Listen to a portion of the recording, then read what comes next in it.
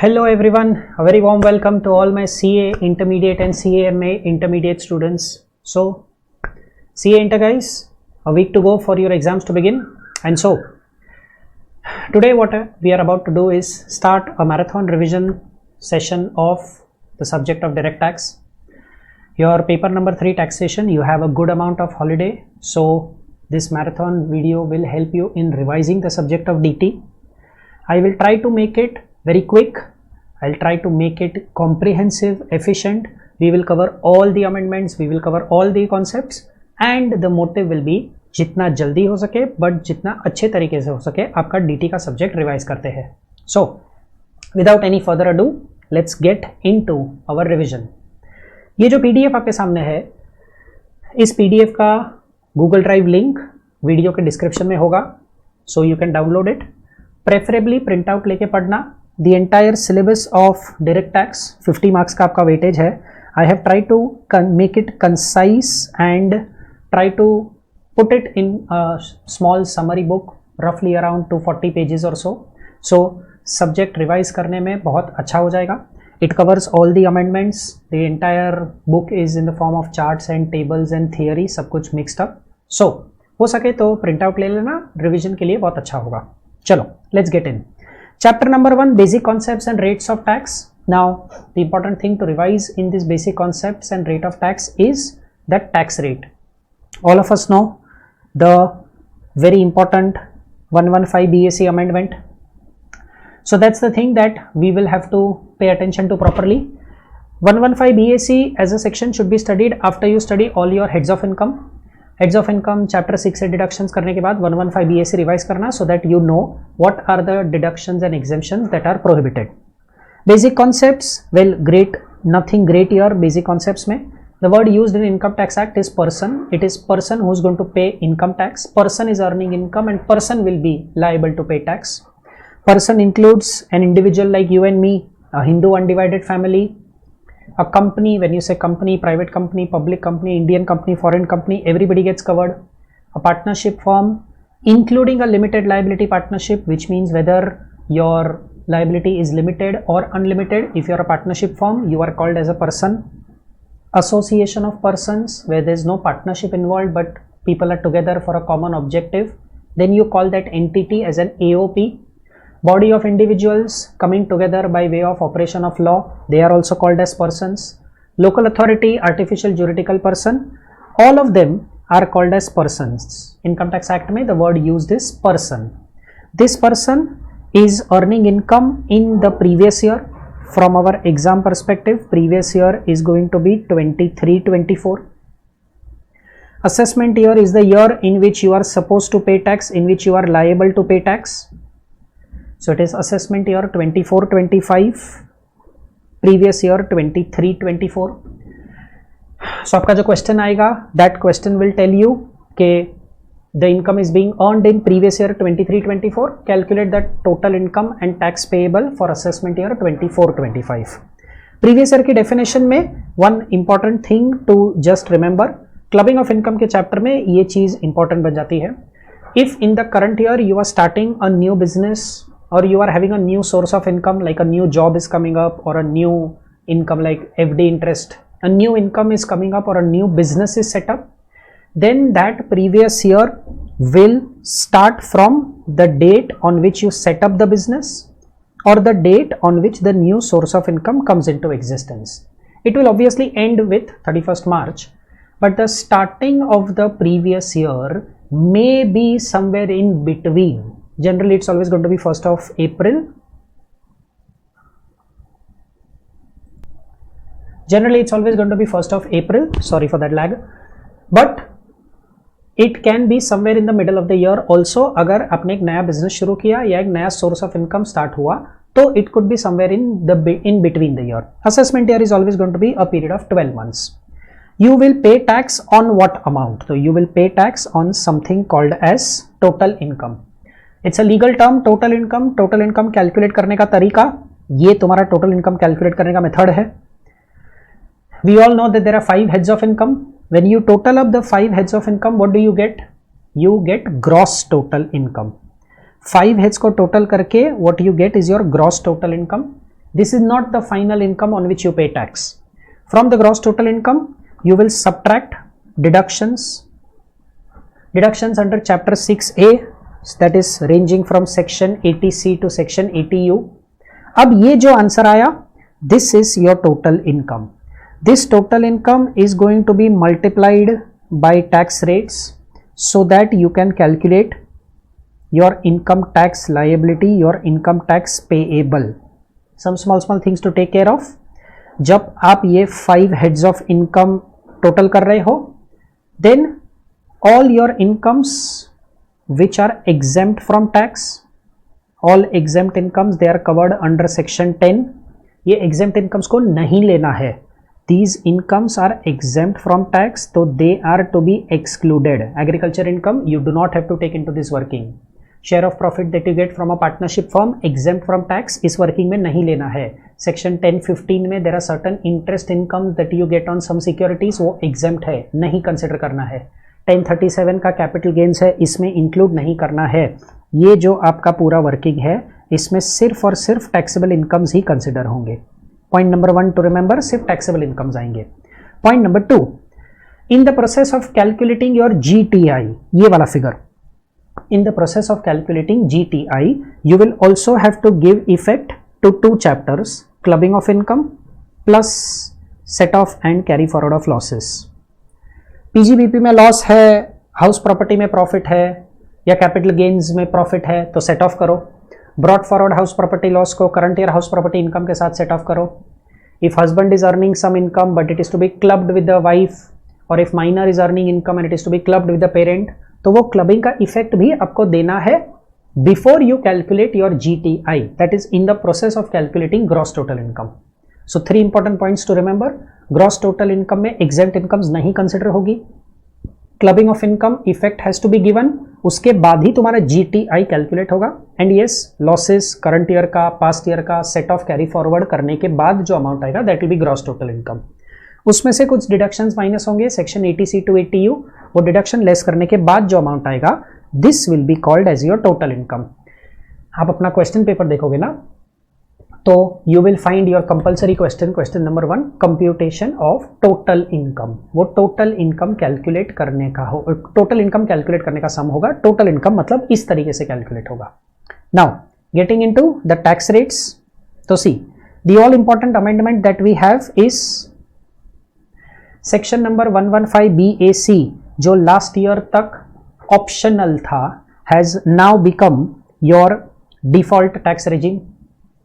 Section number 115 BAC is the default regime now, and paying tax as per Finance Act, that becomes the optional part. इस optional part को नाम दे दिया opt out regime. If you want to, you can opt out of the default system. If you want to, you can pay tax as per the budget slab rates and not as per 115 BAC. फटाफट slab rates का revision कर लेते हैं. Default regime, अगर question में कुछ भी नहीं बोला, so then you will have to solve your question based on the default regime. वो डिफॉल्ट है, बाय डिफॉल्ट अप्लाई होगा. If the examiner wants, he will tell you specifically go for the opt out regime. आपने अब तक module के questions definitely solve किए होंगे. In that module questions also you would have clearly seen कि ICAI ये बोल रहा है assuming he opts out of the default regime. So जब भी एग्जामिनर चाहेगा that you apply the budget slab rates, he will tell you specifically. अगर question चुप है, अगर क्वेश्चन साइलेंट है, अगर क्वेश्चन कुछ नहीं बोलता, तो डिफॉल्ट रेजिम अप्लाई कर दो. 115 BAC default regime, each slab is worth 3 lakh rupees and your rates of tax keep on increasing by 5%. 20% के बाद 25% नहीं है and you straight away have a 30% tax. तो 20 के बाद 30% आएगा and each slab is of 3 lakh rupees. Any income above 15 lakhs will be taxed at 30%. So as a shortcut, you might remember it like this, कि तुम्हारा basic exemption limit is 3 lakhs. 3 lakhs तक की income पे आपको tax नहीं भरना. Then next 3 lakhs पे 5% के हिसाब से 15,000. उसके बाद के 3 lakhs पे 10% के हिसाब से 30,000. उसके बाद के 3 lakhs पे 45,000 का टैक्स आएगा 15% के हिसाब से. नेक्स्ट 3 lakhs पे 20%, तो दिस इज 60,000. मतलब if you total up this, you will gate 1,50,000 का तुम्हारा tax. On an income of 15 lakh rupees तुम्हारा टैक्स आएगा 1,50,000। ये चीज अगर दिमाग में रखोगे ना तो बेनिफिट ये होगा कि एमसीक्यू सॉल्विंग में it will be very helpful. If the total income is about 15 lakhs, तुम बस 15 लाख के ऊपर जितनी अमाउंट है उस पर 30% अप्लाई कर दो और 1,50,000 ऐड कर दो। ये आपका बेसिक टैक्स आया। देन बेसिक टैक्स में से लेस होता है rebate. If you are following the default regime, rebate if your total income is up to 7 lakh rupees, you get a maximum rebate of 25,000. Basic tax calculate करोगे 115 BAC का slab rate apply करोगे तो exact 7 lakh rupees की income पे 25,000 का tax आएगा। So that is why they have calculated this as 25,000 का rebate amount. But if your total income is about 7 lakh rupees, now this is something very interesting that they've done and a very good thing that they've done. They are saying एक काम करो, calculate your tax on total income. कितना tax आता है, ये जो tax आएगा तुम्हारा कैलकुलेट करो according to slab rates and then find out 7 lakh के ऊपर कितना इनकम कमाया तुमने। एंड लेट्स से वो जो इनकम तुमने 7 लाख के ऊपर कमाया ना, ये जो ब्रैकेट मैंने डाला, let's call this as extra income. So the logic here is, अगर तुम्हारा tax on total income is greater than your extra income तो हम तुम्हें रिबेट अलाउ करेंगे and the rebate will be calculated as तुमने जितना टैक्स कैलकुलेट किया है minus the amount of extra income. ये रिबेट को अपने बेसिक टैक्स में से लेस कर दो और जो बैलेंस अमाउंट बचेगा उस पे तुम हेल्थ एजुकेशन सेस ऐड करो। सो तुम्हारा ये कैलकुलेशन तभी हेल्पफुल होगा या तभी वर्क करेगा if your total income is about 7 lakh rupees. If it goes a little bit about 7 lakhs, then you will get a rebate. यहां पे द लॉजिक इज कि 7 lakhs के ऊपर थोड़ा सा अगर इनकम जाता है, 7,10,000, 7,20,000, 7,25,000, तो तुम्हें रिबेट मिल जाएगा। The moment your income goes 7,28,000, 7,30,000, you'll start seeing कि ये फॉर्मूला वर्क नहीं करेगा क्योंकि अब तुम्हारे पास अच्छी खासी इनकम है टैक्स भरने के लिए।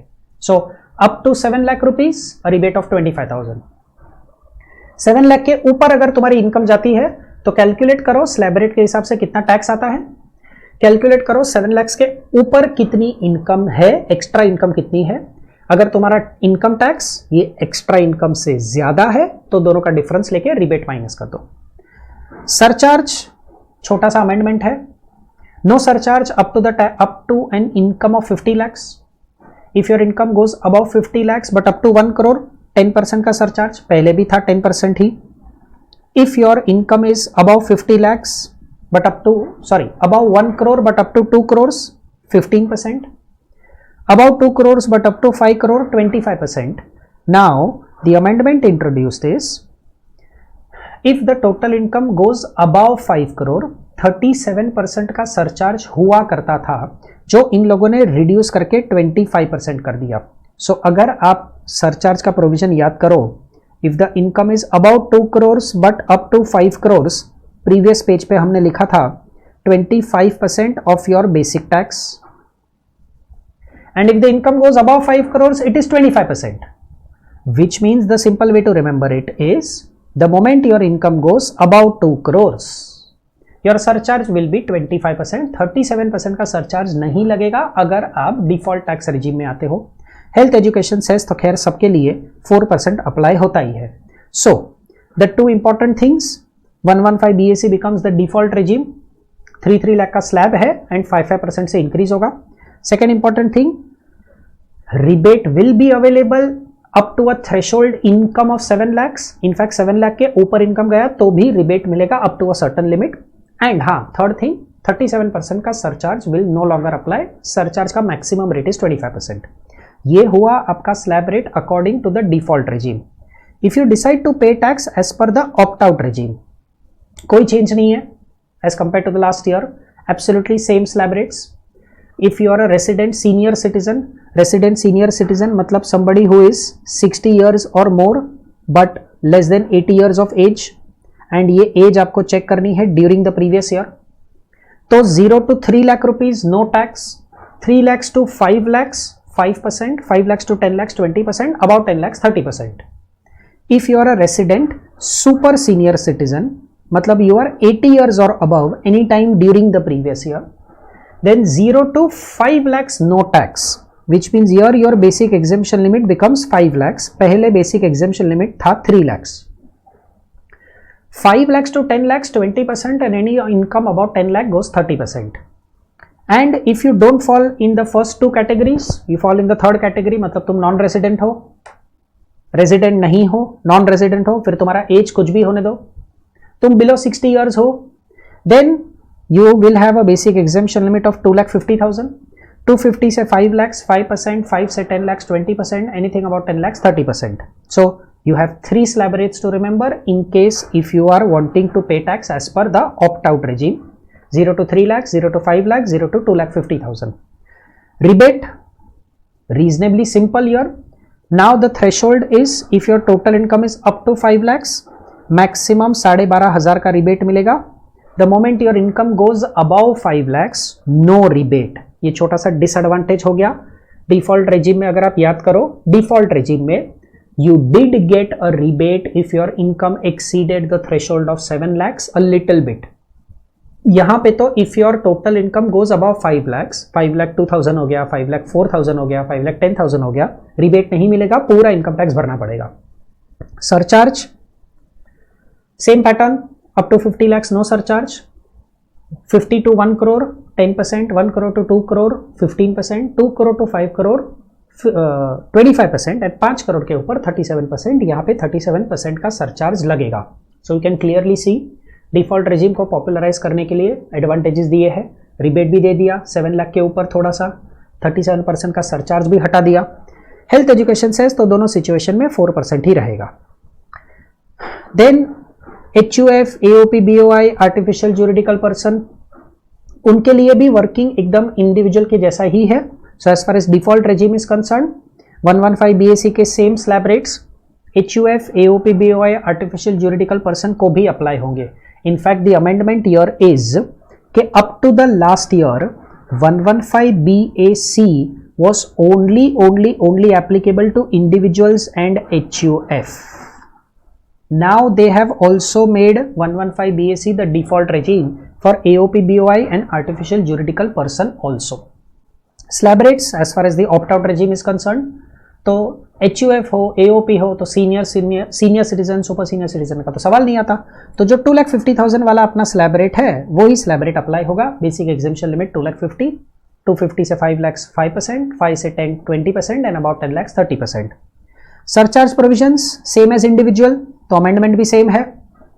डिफॉल्ट में 25% is the maximum rate of surcharge, opt out पे 37% is the maximum rate of surcharge. Thresholds और पूरा working absolutely same. Firm, local authority and company, सबसे simple actually partnership firm. When you talk of a partnership firm, flat rate of 30% is your tax liability. Up to an income of 1 crore कोई tax नहीं कोई surcharge नहीं लगता. If your income goes above 1 crore then surcharges at the rate of 12%. और ये एकदम simple है, 1 करोड़ तक कोई सरचार्ज नहीं, 1 करोड़ के ऊपर आपकी इनकम कितनी भी होने दो, 12% is your surcharge. Health education cess 4%. Firm and local authority is the simplest. Company के केस में if you are a domestic company, तो 2 साल पहले का टर्नओवर चेक करो. आपका previous year is 23-24, go back 2 years, 2 साल माइनस करो. So when you go back 2 years, this is previous year 21-22. 21-22 का P&L अकाउंट खोलो और टर्नओवर ग्रॉस रिसीट्स चेक करो. If that turnover gross receipt is less than equal to 400 crores, current year का नहीं, 2 साल पहले का, टैक्सेबल इनकम नहीं, P&L अकाउंट का टर्नओवर 400 करोड़ या उससे कम है, then today total income of previous year 23-24 you will pay 25% का टैक्स. In all other cases you will pay 30% का टैक्स. तो डोमेस्टिक कंपनी का टर्नओवर 2 साल पहले 400 करोड़ या उससे कम था, तो आज की आपकी टोटल इनकम मतलब मेरी टैक्सेबल इनकम, आज की आपकी टोटल इनकम पे आप 25% टैक्स भरोगे. अगर वो 400 करोड़ से ज्यादा है 2 साल पहले का टर्नओवर, तो भाई you are capable enough, you pay 30% tax. Surcharge provision 1 crore का थ्रेशोल्ड है, up to 1 crore no surcharge. 1 crore से 10 करोड़ तक you pay 7% surcharge, and if you have total income about 10 crore तो 12% सरचार्ज। 4% हेल्थ एजुकेशन सेस तो खैर सबके लिए लगेगा। Foreign company flat rate of 40%, 2 साल पहले का टर्नओवर, करंट ईयर का टर्नओवर कुछ चेक करने की जरूरत नहीं है। तुम फॉरेन कंपनी हो, you pay tax at a higher rate 40%। India की कंपनी है तो 25%, 30%। तुम तो बाहर की कंपनी हो, इंडिया में आके इनकम कमा रहे हो, टैक्स भरो 40%। हमने आपका बेसिक टैक्स का रेट इंक्रीज कर दिया, सरचार्ज का रेट थोड़ा कम कर दिया। Up to 1 crore nothing, 1 crore से 10 करोड़ की इनकम हुई तो 2% ऑफ योर टैक्स, 10 करोड़ के ऊपर इनकम हुई तो 5% of your tax. That is going to be a surcharge. Health education says 4%. Obviously, that will apply for everybody. So, ये आपका tax rates हुआ. First chapter, basic concepts and tax rates. You just have to focus on this much. Important things to pay attention to. Default regime के slab rates बराबर याद रख लो. Default regime में जो rebate का amendment है वो देख लो. 37% का surcharge apply नहीं होगा, और हाँ, अब से default regime will also apply to AOP BOI and artificial juridical person in addition to individual HUF. और 5वीं चीज जो याद रखनी है कि भाई डोमेस्टिक कंपनी के लिए 2 साल पहले का टर्नओवर देखो, अगर वो 400 करोड़ या उससे कम है तो 25% टैक्स, अदरवाइज 30% टैक्स। बाकी स्लैब रेट्स में, टैक्स रेट्स में कोई चेंज नहीं है, they are the same as they were applicable last year. चलो, now going ahead, let's now get into our second chapter, the chapter of residential status and scope of total income. Another thing to be noted in tax rates, when you are calculating your surcharge and your assessee is an individual or a HUF or a AOP BOI or a artificial juridical person, अगर तुम्हारे total income में ये 4 incomes है, if your total income includes any of these 4 incomes या 2 out of these 4 incomes या all 4 incomes, short term capital gain under section 111A is taxed at the rate of 15%. Equity shares and equity oriented mutual fund units. Long term capital gain under section 112A 10% पे tax लगता है, and you have an exemption of 1 lakh rupees. Long term capital gain under section 112 tax rate is 20% with the benefit of indexation. कुछ assets के लिए it is 10% without indexation. जब capital gains का revision करेंगे तब इसको in depth देख लेंगे। डिविडेंड इनकम के लिए कोई स्पेशल टैक्स रेट नहीं है, dividend income is calculated as per slab rates होंगी। If your total income includes these 4 incomes या एनी ऑफ दीज 4 इनकम्स, तो देखो अप टू 2 करोड़ रुपीज तो कोई चेंज नहीं है, कोई फर्क नहीं है, absolutely it works properly the way it works normally, वैसे ही वर्क करेगा। But the moment your total income goes about 2 crore and in your total income, in your taxable income, if you have any of these 4 incomes, एक काम करो, वो 4 income को अलग कर दो, exclude those 4 incomes, और फिर कैलकुलेट करो कि तुम्हारा टोटल इनकम कितना, मतलब वो 4 इनकम निकालने के बाद तुम्हारा बैलेंस टोटल इनकम कितना है। How much is your balance total income? If that balance amount of total income excluding these 4 is greater than 2 crores, then it means by default आपकी इनकम 2 करोड़ से ऊपर थी। These 4 incomes did not take your taxable amount above 2 crore, वैसे भी 2 करोड़ के ऊपर ही थी, तो बैलेंस टोटल इनकम पे 25% का ही सरचार्ज लगेगा। बैलेंस टोटल इनकम पे जो टैक्स कैलकुलेट होगा उस पे 25% का सरचार्ज ही लगेगा। On those 4 incomes you will pay a surcharge of 15% on the amount of income tax. वो 4 इनकम पे जितना इनकम टैक्स आया उस इनकम टैक्स पे सिर्फ 15% surcharge. Balance total income 2 crore से ज्यादा है बट अप टू 5 करोड़ है तो यू विल पे 25% सरचार्ज। हाँ, बैलेंस टोटल इनकम भी अगर 5 करोड़ से ज्यादा है तो वी नो कि डिफॉल्ट रेजिम में तो 37%, सॉरी ये थोड़ा डिफॉल्ट रेजिम में इट विल बी 25%, 37% डिलीट हो गया है, ऑप्ट आउट रेजिम में it will B 37%। So if your total income goes about 2 crore, तो ये 4 इनकम्स को साइड में करो, बैलेंस टोटल इनकम 2 करोड़ के ऊपर है बट अप टू 5 करोड़ है तो 25% का सरचार्ज लगेगा on the income tax. Surcharge तो हमेशा इनकम टैक्स पे ही लगता है, बट वो income tax on that balance total income. और ये जो 4 इनकम्स है आपकी, उस पे जितना इनकम टैक्स आया उस पे you will pay a surcharge of 15% only. हाँ, if your total income goes above 5 crore excluding these 4 incomes, तो डिफॉल्ट रेजिम में तो you will pay a surcharge of 25% only. Opt out regime में हाँ 37% का सरचार्ज लगेगा बैलेंस टोटल इनकम पे जो टैक्स आएगा। Remember, this is not to be done in every case, this is to be done only if your total income has any one of these 4 incomes. Otherwise surcharge जैसे normally गिन रहे हो वैसे ही normally calculate करो। अच्छा, what if वो 4 incomes हटाने के बाद मेरा total income excluding those 4 incomes, 4 incomes हटाने के बाद मेरी total income less than equal to 2 crore चली जाती है। सो 4 इनकम्स इंक्लूड कर ली तो 2 करोड़ के ऊपर चला गया, 4 इनकम्स निकाल ली तो 2 करोड़ के नीचे आ गया। देन डिफॉल्ट रेजिम हो या ऑप्ट आउट रेजिम हो, I will pay a surcharge of 15% only. By the way, if you also remember, ये 4 इनकम्स पे जो सरचार्ज है वो तो 15% ही है।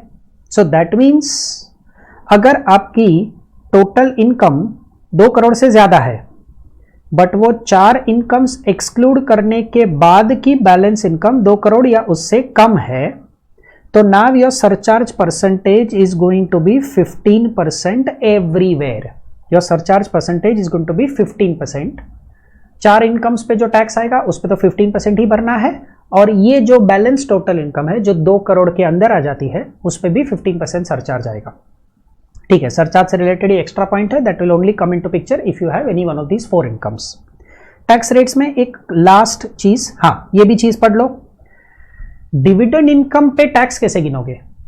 डिविडेंड इनकम के लिए तो कोई अलग टैक्स रेट है ही नहीं, डिविडेंड इनकम पे तो सीधा सीधा स्लैब रेट ही लगता है। तो कोई बात नहीं, एक काम करो, स्लैब रेट के हिसाब से कितना टैक्स आता है वो टैक्स कैलकुलेट करो। This is the tax that is calculated according to slab rates. इसको डिवाइड करो by the total income. Of course dividend income को इंक्लूड करना है, बट वो कैपिटल गेन्स को एक्सक्लूड कर देना है।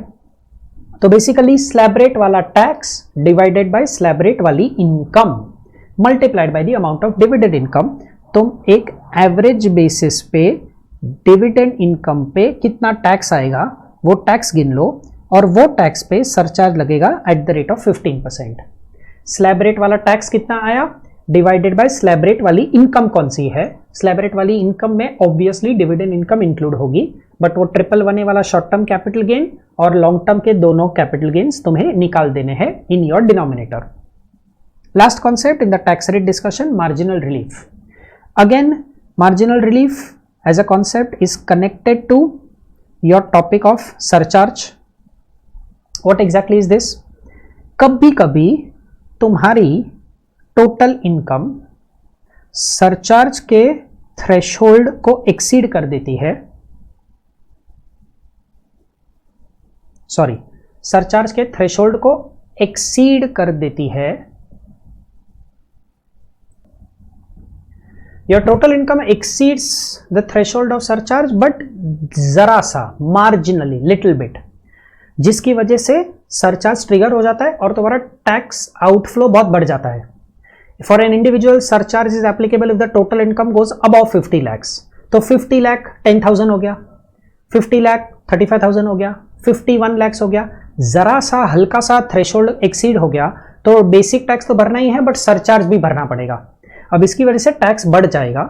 सो then what to do is, then the government says okay we will give you a relief, हम तुमको रिलीफ दे देंगे। मतलब तुम क्या करो, तुम अपना बेसिक टैक्स गिनो, उसमें सरचार्ज ऐड कर दो, लेकिन इसी सरचार्ज की वजह से तुम्हारा टैक्स बहुत बढ़ गया, तो एक काम करो, एक रिलीफ ले लो हमसे, डू नॉट पे this much amount of tax. अब ये जो बैलेंस बचा ना, इस बैलेंस पे 4% health and education cess add करना, और फिर जो अमाउंट आएगा ये इनकम टैक्स हमको पे कर देना। This concept will only apply if your total income exceeds the threshold of surcharge just little bit marginally. So if my total income is about 50 lakhs but up to 1 crore, और हल्का सा 50 lakh cross हुआ है। Step 1, surcharge included tax गिनो। Basic tax गिनो तुम्हारा, मैं individuals का बात कर रहा हूं, तो बेसिक टैक्स गिनो स्लैब रेट के हिसाब से। ये जो आपका टैक्स कैलकुलेट होगा ये स्लैब रेट होगा। ये कौन सा स्लैब रेट हो सकता है? ये मेरा डिफॉल्ट रेजिम 115 BAC भी हो सकता है, या मेरा opt out regime finance act भी हो सकता है, डिपेंड करता है एससीसी ने क्या चूज किया है। सरचार्ज गिनो eight the rate of 10%।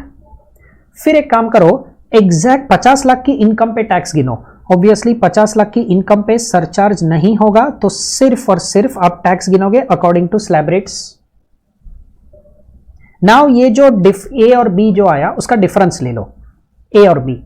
This is the extra tax that you are suppose to pay because surcharge trigger हो गया।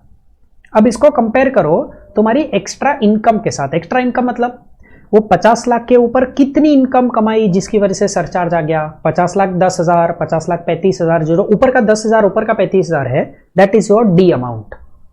If your extra tax is greater than your extra income, तो वो सी minus D तुम्हारा relief है। इस relief को minus कर दो। अगर तुम्हारा एक्स्ट्रा टैक्स सरचार्ज की वजह से जितना ज्यादा भरना पड़ रहा है वो तुम्हारी एक्स्ट्रा इनकम से ज्यादा है, तो तुम वो सी माइनस डी रिलीफ ले लो, उसको माइनस करो, फिर बैलेंस जो बचा उस पे 4% हेल्थ एजुकेशन सेस ऐड करो। लेकिन अगर तुम्हारा एक्स्ट्रा टैक्स पेएबल कम है और एक्स्ट्रा इनकम 50 लाख के ऊपर जो इनकम है बहुत ज्यादा है, अब कोई रिलीफ नहीं मिलेगा, अब तो पूरा टैक्स भरना पड़ेगा। Same goes when you have a total income exceeding 1 crore but up to 2 crores। अब अगर आपकी इनकम एग्जैक्टली 1 करोड़ है, एग्जैक्टली 1 करोड़, तो सरचार्ज तो लगता है but at the rate of 10%। And if the income is just about 1 crore, तो 10% becomes 15%।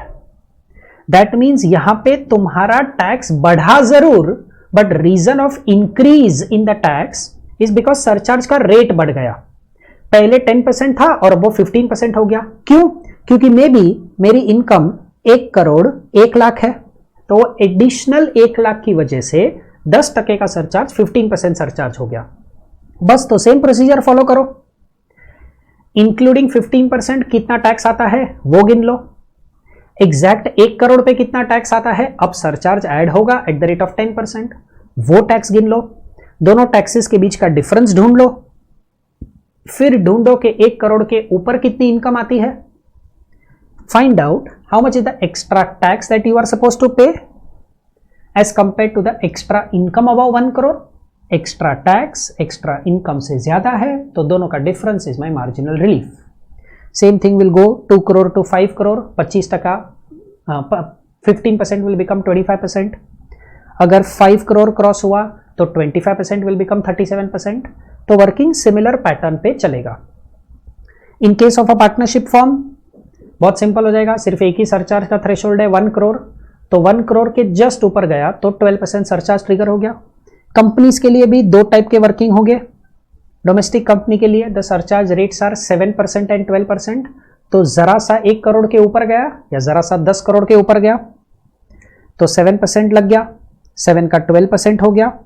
If you understood the system you will understand कि भाई हल्का सा मार्जिनली एक्सीड होता है तो मार्जिनल रिलीफ इज अवेलेबल। तो टैक्स रेट्स में this is also one thing that you have to take care, specially when it comes to MCQs।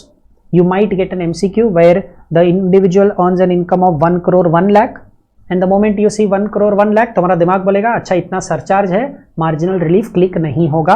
तो चीज बराबर से समझ लेना और याद रखना, थोड़ा सा एक्सीड हो गया तो मार्जिनल रिलीफ विल अप्लाई, वो भी देखना पड़ेगा MCQ में। चलो, तो टैक्स रेट से related this was the entire discussion. Now let's go ahead and revise our chapter of residential status. Chapter number 2 residential status. क्यों ये चैप्टर इंपॉर्टेंट है? A chapter which regularly comes up in your question paper somewhere between 5 to 6 marks. तुम एक question expect कर सकते हो, काफी standard सा क्वेश्चन आता है, काफी स्कोरिंग चैप्टर है। If you know the basics you can easily get your 5 to 6 marks. In this chapter there are 2 parts to study. First, residential status कैसे डिटरमाइन करते हैं। सेकेंड, क्यों डिटरमाइन करते हैं, because of scope of income. कौन सी income India में taxable होगी, कौन सी इनकम इंडिया में टैक्सेबल नहीं होगी, ये आपको सेक्शन 5 बताता है। And section 5 tells you depending on your residential status कौन सी इनकम इंडिया में टैक्सेबल है, कौन सी इनकम इंडिया में टैक्सेबल नहीं है। आपको जो एग्जाम में क्वेश्चन आता है that is based on section number 5 and that section 5 requires you to know what your residential status is. There are 7 types of persons, हमने चैप्टर 1 के रिवीजन में देखा 7 पर्सन्स है। इंडिविजुअल है, HUF है, कंपनी है, फर्म है, AOP, BOI, local authority, artificial juridical person. तो सबके रेजिडेंशियल स्टेटस के रूल्स पढ़ने हैं। इंटरमीडिएट लेवल पे the most important person to cover is individual. Individual का रेजिडेंशियल स्टेटस ज्यादातर तुम्हें एग्जाम्स में पूछा जाता है। When you are determining residential status तुम्हारा प्रोसीजर काफी स्टैंडर्डाइज्ड प्रोसीजर है। सर स्टैंडर्डाइज्ड मतलब step 1 you will decide either the person is a resident और अ नॉन रेजिडेंट। ये आपका फर्स्ट स्टेप है, whether the person is a resident और a non resident. Step number 1 अगर तुम्हारा आंसर आया कि person is a non resident तो मामला उधर ही खत्म हो गया। If you come to the conclusion कि नहीं भाई person is a resident person, तो फिर तुम्हें नेक्स्ट चीज डिसाइड करनी है, is he a resident and ordinarily resident और is he a resident but not ordinarily resident. क्योंकि तुम्हारा जो स्कोप ऑफ इनकम सेक्शन 5 है उस कॉन्सेप्ट में इसका इंपॉर्टेंस है। So step the procedure is step 1 resident या नॉन रेजिडेंट वो डिसाइड करो। स्टेप 2 अगर तुम रेजिडेंट हो तो उसमें आगे बाइफर्केशन करो, एंड ऑर्डिनरीली रेजिडेंट या नॉट ऑर्डिनरीली रेजिडेंट। तो this is the sequence that you have to follow. एक अलग से केस है where there is a concept called as deemed residency. ये कॉन्सेप्ट अबाउट 3-4 साल पहले बजट में इंट्रोड्यूस हुआ था। डीम्ड बेसिस पे आपकी सिटीजनशिप से कनेक्टेड रेजिडेंशियल स्टेटस, अब तक इनकम टैक्स एक्ट में ऐसा नहीं हुआ करता था, अब से 3-4 साल पहले से उन लोगों ने ये चीज किया है। चलो तो first of all focusing on residential status of the individual, normal cases से शुरू करते हैं। सेक्शन नंबर 6 क्लॉज नंबर 1 क्या फॉलो करना है तुम्हें सीक्वेंस। सबसे पहले तो तुम्हें डिसाइड करना है बंदा रेजिडेंट है या non resident. Basic condition number 1 the stay in India during the previous year should be minimum 182 days। Guys याद रखना मिनिमम 182 डेज होना चाहिए मिनिमम।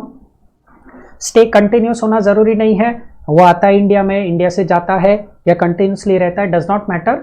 इन एग्रीगेट उसका इंडिया में स्टे 182 या उससे ज्यादा होना चाहिए।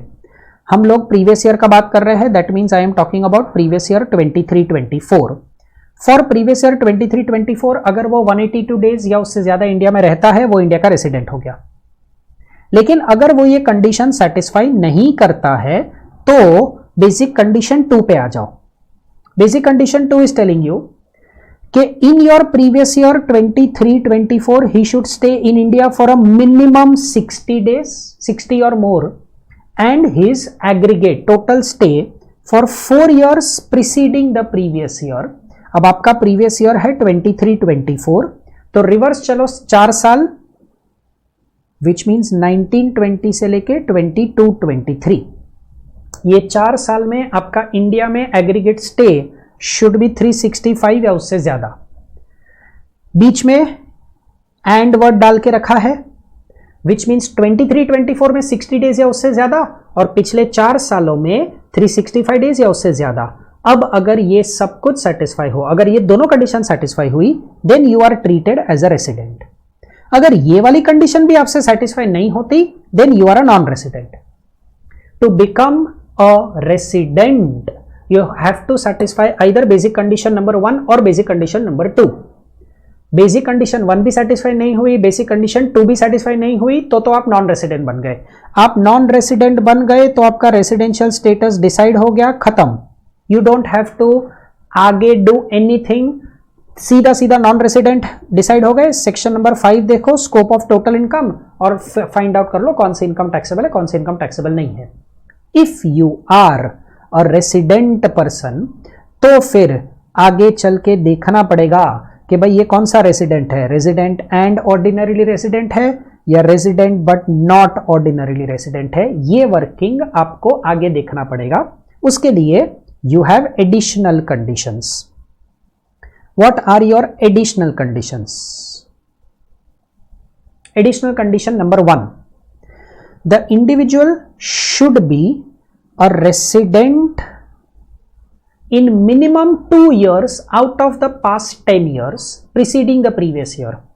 आपका previous year है 23-24, तो 10 साल रिवर्स चलो. These 10 years will be from the year 13-14 to the year 22-23. अब ये 10 साल में कोई भी 2 साल, मिनिमम 2 साल, you have to be a resident of India. You have to be a resident मतलब या तो आप बेसिक कंडीशन 1 सेटिस्फाई कर लो या बेसिक कंडीशन 2 सेटिस्फाई कर लो. पिछले 10 साल में से 2 या उससे ज्यादा साल अगर आप इंडिया के रेसिडेंट रहे हो, then you are satisfying the first additional condition. अगर फर्स्ट एडिशनल कंडीशन सेटिस्फाई हो गई तो सेकेंड कंडीशन चेक करो. Second condition tells you individual का total stay in India for 7 years preceding the previous year. Again, what's your previous year? 23-24. तो 7 years मतलब 16-17 से लेके 22-23. अब ये 7 preceding years में आपका total stay should be minimum 730 days. ये 2 साल में अचीव कर लो, 4 साल में अचीव कर लो या ऑल 7 years पुट टुगेदर, उससे कोई फर्क नहीं पड़ता. इन एग्रीगेट 730 या उससे ज्यादा होना चाहिए. अगर आपने ये वाली कंडीशन भी सेटिस्फाई कर दी, दोनों एडिशनल कंडीशन सेटिस्फाई कर दी, then you are resident and ordinarily resident. दोनों में से कोई भी एक ही कंडीशन सेटिस्फाई करी, एडिशनल कंडीशन 1 सेटिस्फाई नहीं हुई, you are a resident but not ordinarily resident. Additional 1 satisfy हो गई बट एडिशनल 2 सेटिस्फाई नहीं हुई, then also you are a resident but not ordinarily resident. So अगर रेसिडेंट एंड ऑर्डिनरीली रेसिडेंट बनना है तो दोनों एडिशनल कंडीशंस फुलफिल करो. अगर resident but not ordinarily resident हो तो दोनों में से कोई एक एडिशनल कंडीशंस आपने फुलफिल नहीं की. Of course you are smart enough to understand, it goes without saying कि भाई मैं सारे केसेस में रेसिडेंट तो हूं. अगर आप देखो मैं क्या हाईलाइट कर रहा हूं, I am a resident everywhere. So if I am a resident, it simply means कि मैंने बेसिक कंडीशन दोनों में से कोई भी एक तो सेटिस्फाई कर ली है और मैं एडिशनल कंडीशंस कोई एक सेटिस्फाई करता हूं तो resident but not ordinarily resident, दोनों एडिशनल कंडीशन सेटिस्फाई कर देता हूं तो रेसिडेंट एंड ऑर्डिनरीली रेसिडेंट. ये मेरा जनरल केस हुआ for determining the residential status. अब there are some special cases highlighted by the government. Some exceptional cases. Number 1 exceptional cases ले लेते हैं, उसके बाद स्पेशल केसेस देखते हैं. सर दोनों में फर्क क्या है? फर्क ऐसा है कि अगर आप एक्सेप्शनल केसेस की बात कर रहे हो तो आप 3 एक्सेप्शनल केसेस में कवर होते हो जिसमें आपका बेसिक कंडीशन नंबर 2 अप्लाई ही नहीं होता. मतलब आपकी ये जो 60 days और मोर बट 365 डेज पिछले 4 साल का टोटल, ये समझ लो ये अप्लाई होते ही नहीं है. That means the only thing that is applicable to you is your basic condition number 1. मतलब टेक्निकली ये एक्सेप्शनल केस में सिचुएशन इतना सिंपल हो जाएगा कि अगर मैंने बेसिक कंडीशन नंबर 1 182 डेज वाली कंडीशन सेटिस्फाई कर दी तो मैं रेसिडेंट बन गया. अगर मैंने ये कंडीशन सेटिस्फाई नहीं की तो मैं सीधा सीधा नॉन रेसिडेंट बन गया. These 3 exceptional cases will work as an advantage to the assessee कि वो 60 days और 365 days की कंडीशन से बच जाएगा, वो इंडिया का नॉन रेजिडेंट बन जाएगा अगर उसने 182 डेज से कम दिन इंडिया में स्टे किया है. नॉन रेजिडेंट बनने के अपने फायदे हैं कि you don't have to pay tax on your global income, you have to pay tax only on your Indian income arising in India. तो गवर्नमेंट ने बेनिफिट दे दिया, फायदा दे दिया. क्या अब ये एक्सेप्शनल केसेस है क्या? देखो एक पैटर्न ऑब्जर्व करो. तीनों के तीनों एक्सेप्शनल केसेस में हम लोग बात कर रहे हैं इंडियन सिटीजन की. तीसरे एक्सेप्शनल केस में we are also talking about somebody called as person of Indian origin, लेकिन उसको थोड़ा बाद में देखते हैं. First and the second exceptional case आप टेक्स्ट बुक या स्क्रीन दोनों में से एक जगह पे बराबर से देखना. First and the second exceptional case, the person is living India, वो इंडिया छोड़ के जा रहा है. इन द करंट ईयर वो इंडिया से बाहर जा रहा है, या तो ही is living India for employment outside, India के बाहर जॉब लग गया, एम्प्लॉयमेंट में सेल्फ एम्प्लॉयमेंट भी कवर हुआ, इंडिया के बाहर वो बिजनेस या प्रोफेशनल एक्टिविटी के लिए गया, तो इस वाले इंडिविजुअल के लिए हम बेसिक कंडीशन 2 चेक ही नहीं करेंगे, सीधा सीधा बेसिक कंडीशन 1 चेक करके 182 डेज वाली कंडीशन चेक करके डिसाइड करेंगे वो रेसिडेंट है या नॉन रेसिडेंट। सेकेंड एक्सेप्शन में he is living India as a member of crew of an Indian ship. एक तरीके से सोचो तो ये जॉब पे ही जा रहा है, वो एक इंडियन शिप का क्रू मेंबर है and he is living India as part of his crew, as part of his job. तो इस इंडियन सिटीजन के लिए, इस इंडिविजुअल के लिए second condition will not apply. Third exception talks about an Indian citizen who is already outside India. अब वो India के बाहर जा नहीं रहा, वो पहले से इंडिया के बाहर ही है and he is coming in to India for a visit. अब ये विजिट के लिए आ रहा है, इसका मतलब ये हुआ he is coming into India for a temporary period or on a temporary basis। Question में क्लियर कट ये विजिट वर्ड दिया होता है। This is an indication for you कि the moment you say he comes to India for a visit, it means मैं exceptional cases में आता हूं। मतलब मेरा क्वेश्चन एक तरीके से बहुत सिंपल हो गया, सिर्फ बेसिक कंडीशन 1 चेक करनी है, 182 या उससे ज्यादा हुआ तो रेसिडेंट, लेस देन 182 हुआ तो non resident. First and the second exception, Indian citizen is leaving India for employment purposes, crew member. Third exception, Indian citizen is coming to India, he is already abroad, he is coming to India but is coming to India on a temporary basis, तो basic condition 2 apply नहीं होगा। Third exception also covers somebody called as a person of Indian origin। अब ये person of Indian origin मतलब कौन? देखो, a person of Indian origin means if he himself or either of his parents, mummy और पापा, or any of his grandparents, दादा दादी नाना नानी, any of them, या तो वो खुद या उसके बॉम या उसके डैड या उसके दादा या उसके नाना या उसकी दादी या उसकी नानी, इन सब में से कोई भी एक was born in undivided India, India before partition, India Pakistan area, Bangladesh area, 1947 के पहले वाला इंडिया। अब एक इंडिविजुअल जो खुद अनडिवाइडेड इंडिया में पैदा हुआ है या उसके पेरेंट्स में से कोई एक या उसके 4 ग्रैंड पेरेंट्स में से कोई एक अगर अनडिवाइडेड इंडिया में पैदा हुआ है तो वो इंडिविजुअल को हम बोलेंगे पर्सन ऑफ इंडियन ओरिजिन। और ये person of Indian origin India के बाहर है, इंडिया आ रहा है एक विजिट करने के लिए, तो इसके लिए हम बेसिक कंडीशन 2 चेक नहीं करेंगे, सिर्फ और सिर्फ बेसिक कंडीशन 1 चेक करेंगे। अगर वो सेटिस्फाई हो गई तो रेसिडेंट, अदरवाइज नॉन रेसिडेंट। ये थे मेरे 3 exceptional cases. Now coming to the 2 special cases. First, sir लेकिन ये फर्स्ट स्पेशल केस तो कहीं पे पढ़ा हुआ लगता है। हाँ जी, फर्स्ट स्पेशल केस तुम देखोगे तो कहीं पे पढ़ा हुआ है तुमने। You are talking again about an Indian citizen or a person of Indian origin who is outside India and who comes to India on a visit। अरे सर ये तो थर्ड एक्सेप्शन ही है। एग्जैक्टली ये थर्ड एक्सेप्शन के ही wordings है, लेकिन अब इन्होंने एक एक्स्ट्रा चीज इसमें क्या इंसर्ट की है, इसकी टोटल इनकम। ऑफ कोर्स जब टोटल इनकम गिनो you will exclude exempt incomes under section 10, वो तो कभी टैक्सेबल इनकम में कवर होती ही नहीं है, ये तुम एक्सक्लूड कर दोगे।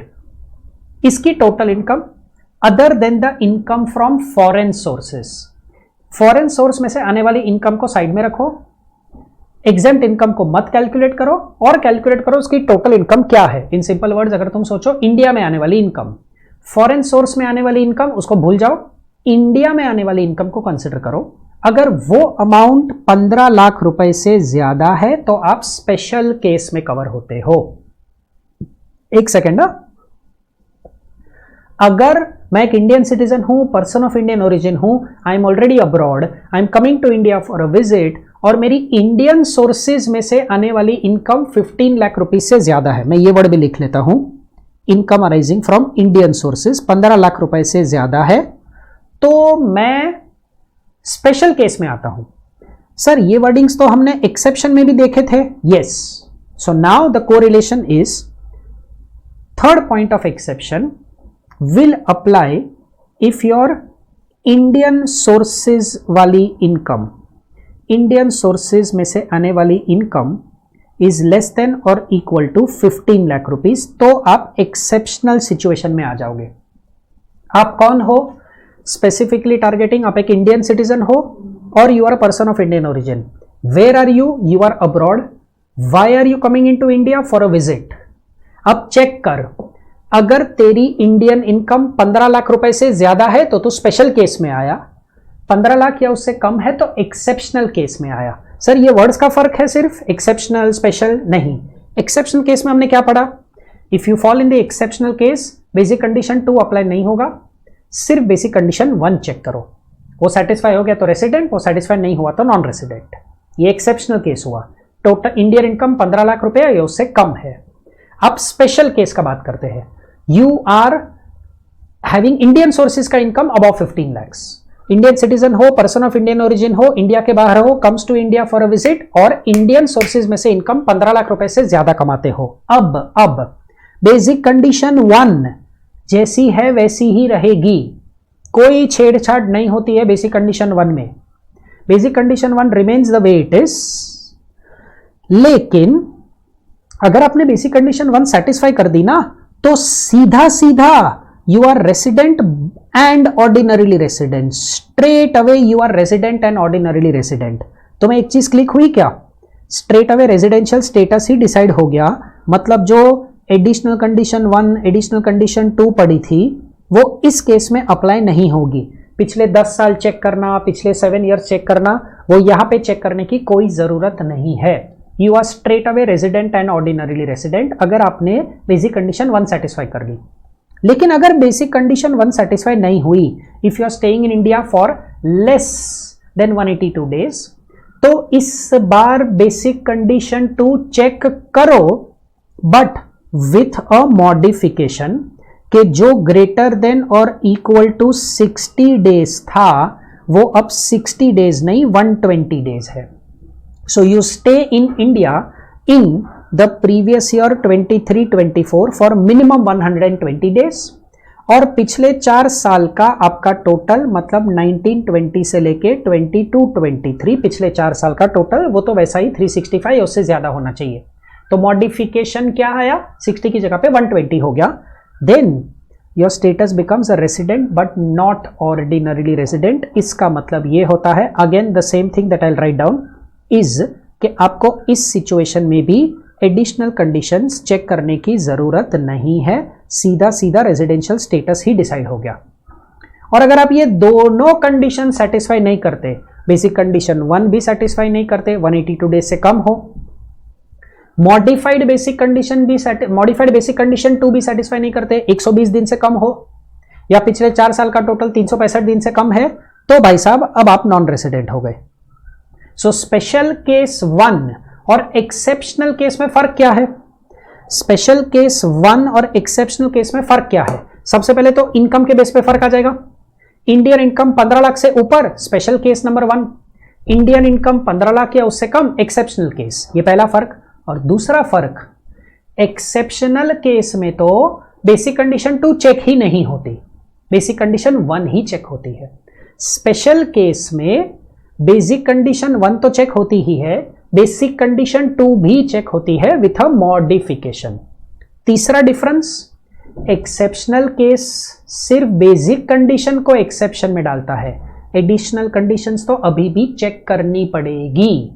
स्पेशल केस में एडिशनल कंडीशंस को चेक करने की जरूरत है ही नहीं, सीधा सीधा रेजिडेंशियल स्टेटस ही डिसाइड हो गया। I hope the distinction is clear in your mind. ये पहला स्पेशल केस था। दूसरा special case, the concept of deemed residency. मैंने चैप्टर के रिवीजन में स्टार्टिंग में बोला ना कि रेसिडेंशियल स्टेटस और सिटीजनशिप को जोड़ दिया। आप एक इंडियन सिटीजन हो, आपकी total income excluding income from foreign sources and obviously it means excluding section 10 वाली इनकम्स, मतलब इन सिंपल वर्ड्स आपकी इंडियन इनकम 15 लाख रुपए से ज्यादा है। देन ये फर्स्ट पार्ट हुआ। A very important thing, you are not liable to tax in any other country. India छोड़ के दुनिया के किसी और देश में तुम टैक्स नहीं भरते, obviously it means you are not liable to tax in any other country, although you are earning income in other countries, in those foreign countries. Income तो कमा रहे हो लेकिन टैक्स नहीं भर रहे।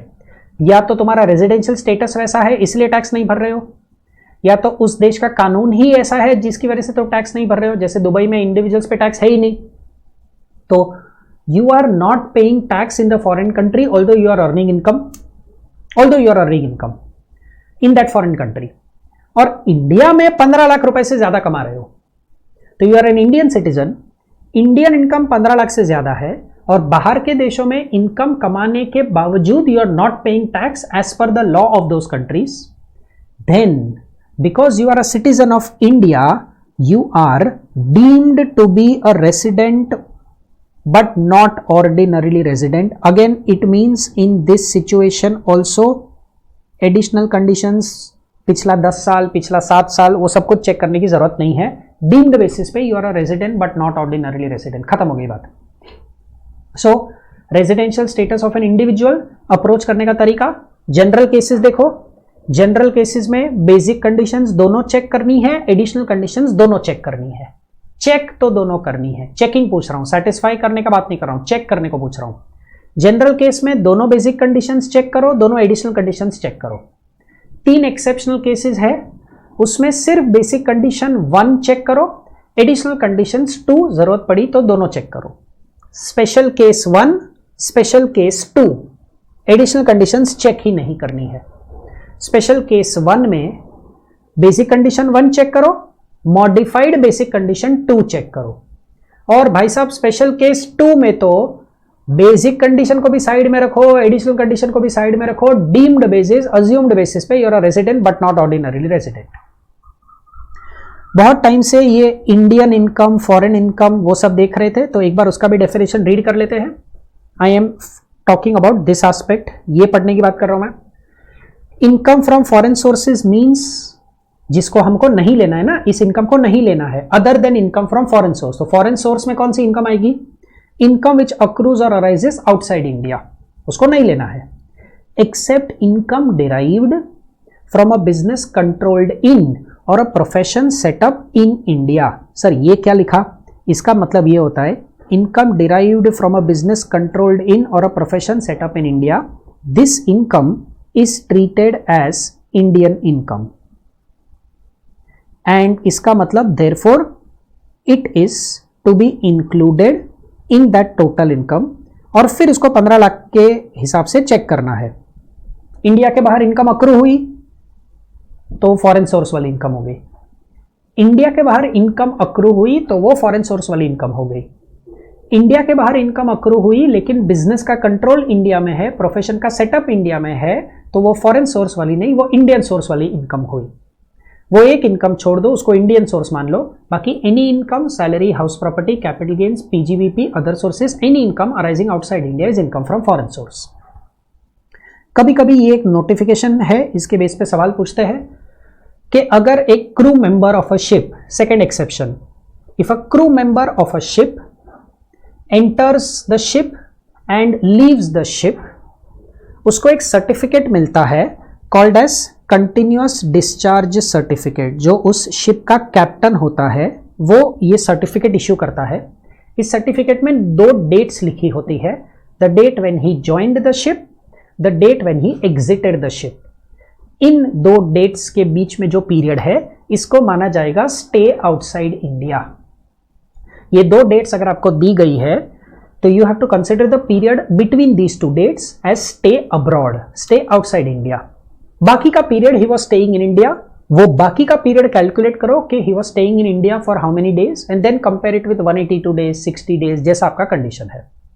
ये आपका residential status of an individual हुआ। The detailed working was individual वाला पार्ट ही।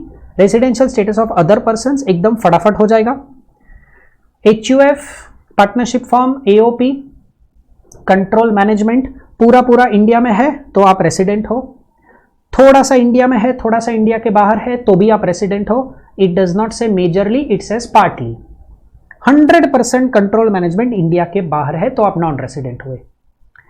अगर आप रेसिडेंट हो, if you are a resident, तो फिर आगे चल के वो एंड ऑर्डिनरी या नॉट ऑर्डिनरी चेक करना पड़ता है. अब ये जो एंड ऑर्डिनरी और नॉट ऑर्डिनरी का झंझट है ना, this is only for two assessees, two type of persons. एक इंडिविजुअल, दूसरा HUF. फॉर्म, कंपनी, AOP, उन सब के लिए बहुत सिंपल है, या तो रेसिडेंट हो या तो नॉन रेसिडेंट हो, खत्म हो गई बात. अगर आप इंडिविजुअल हो तो आपको एडिशनल कंडीशंस चेक करनी पड़ेगी. एडिशनल कंडीशंस, पिछला 10 साल, पिछला 7 साल. अगर आप HUF हो तो इन लोगों ने क्या किया, इन लोगों ने बोला देखो, अगर आपका HUF रेसिडेंट है, अगर आपका HUF रेसिडेंट है तो उसका कंट्रोल, उसका मैनेजमेंट उसके कर्ता, head of income, head of family के पास होगा. हेड ऑफ फैमिली कर्ता का जो भी एक्स्ट्रा स्टेटस होगा ना, एंड ऑर्डिनरीली रेसिडेंट वाला, वो ही सीधा सीधा उठा के HUF के लिए कॉपी पेस्ट कर दो. इफ द कर्ता इज एंड ऑर्डिनरीली रेसिडेंट तो HUF is also and ordinarily resident. If the कर्ता इज नॉट ऑर्डिनरीली रेसिडेंट तो HUF also becomes not ordinarily resident. एक और सिचुएशन ऐसी आती है जब मेरा HUF रेसिडेंट है बट उसका डिसीजन मेकर नॉन रेसिडेंट है. तो decision maker NR non resident है ना, तो हमने बोल दिया ठीक है, ये HUF भी resident but not ordinarily resident होगा. सो बेसिकली ये एक्स्ट्रा पार्ट जो करना है वो सिर्फ और सिर्फ HUF के लिए करना है. कर्ता का एक्स्ट्रा स्टेटस लेके सीधा सीधा HUF के लिए कॉपी पेस्ट कर दो. कमिंग टू कंपनीज, अगर आप एक इंडियन कंपनी हो तो भाई हमेशा याद रखना, you are always always always a resident. आपका बोर्ड ऑफ डायरेक्टर्स किधर डिसीजन लेता है वो सब कुछ इररेलेवेंट है. मैनेजमेंट कहां से होता है सब कुछ इररेलेवेंट है. If you are an Indian company तो you are by default treated as a resident. If you are a foreign company, not an Indian company. अब CA इंटर लेवल पे खास इतना इंपॉर्टेंट नहीं है, जस्ट वर्डिंग्स याद करके जाना. CA फाइनल लेवल पे इसको डिटेल में पढ़ना होता है.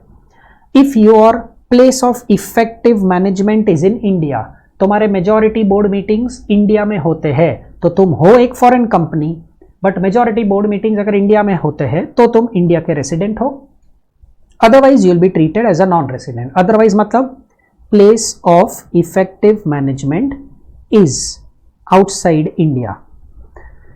If it is outside India तो तुम एक फॉरेन कंपनी हो, you are anyways incorporated outside India और तुम्हारा मैनेजमेंट भी इंडिया के बाहर से ही चलता है, तो तुम इंडिया के लिए नॉन रेसिडेंट हो. वर्डिंग्स याद रख के जाना. इन डेप्थ क्वेश्चन तो पूछा नहीं जाएगा. ओके, अब ये रेजिडेंशियल स्टेटस डिसाइड हो गया. Now what all do I have to study here?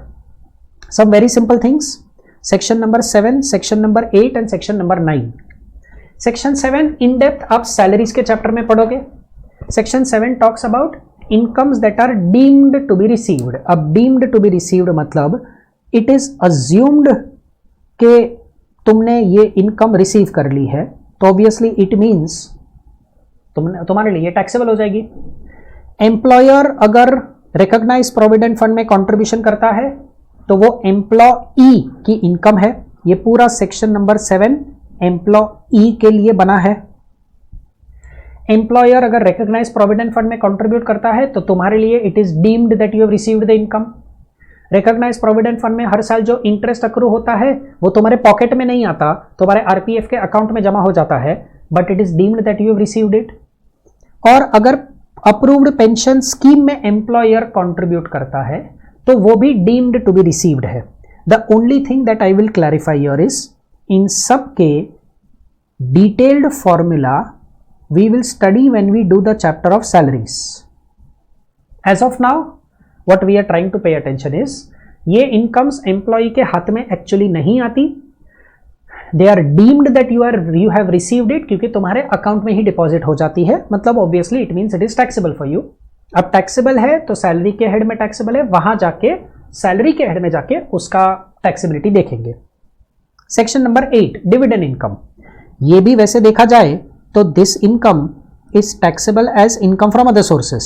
तो in depth study, in depth revision तो IFOS में करना है. यहां पे हम क्या पढ़ रहे हैं? We are trying to decide कि भाई ये कौन से ईयर की इनकम है, it will be taxable as income of which year. If we are talking about interim dividend, तो interim dividend is to be taken as income of the year in which it is received by the shareholder. जब पैसा उसके bank account में आया तब वो अपनी income मानेगा interim dividend. In very simple words, interim dividend तुम्हारी इनकम है on receipt basis, but final dividend जब वो इनकम डिक्लेयर हुई, फिर तुम पैसा आने की राह मत देखो, डिक्लेयर हो गई इनकम, मतलब शेयर होल्डर तेरे लिए वो इनकम अक्रू हो गई, रिसीवेबल हो गई उस ईयर में, जिस ईयर में डिक्लेयर हुई डिविडेंड उस ईयर की इनकम है. Show it as your IFRS income.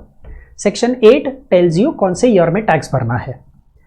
N important section, section 9, incomes deemed to accrue or arise in India. Heading पढ़ के एक चीज तो एकदम तुरंत क्लिक हो जाती है, that when you say deemed to accrue, it means we are assuming that the income has accrued in India,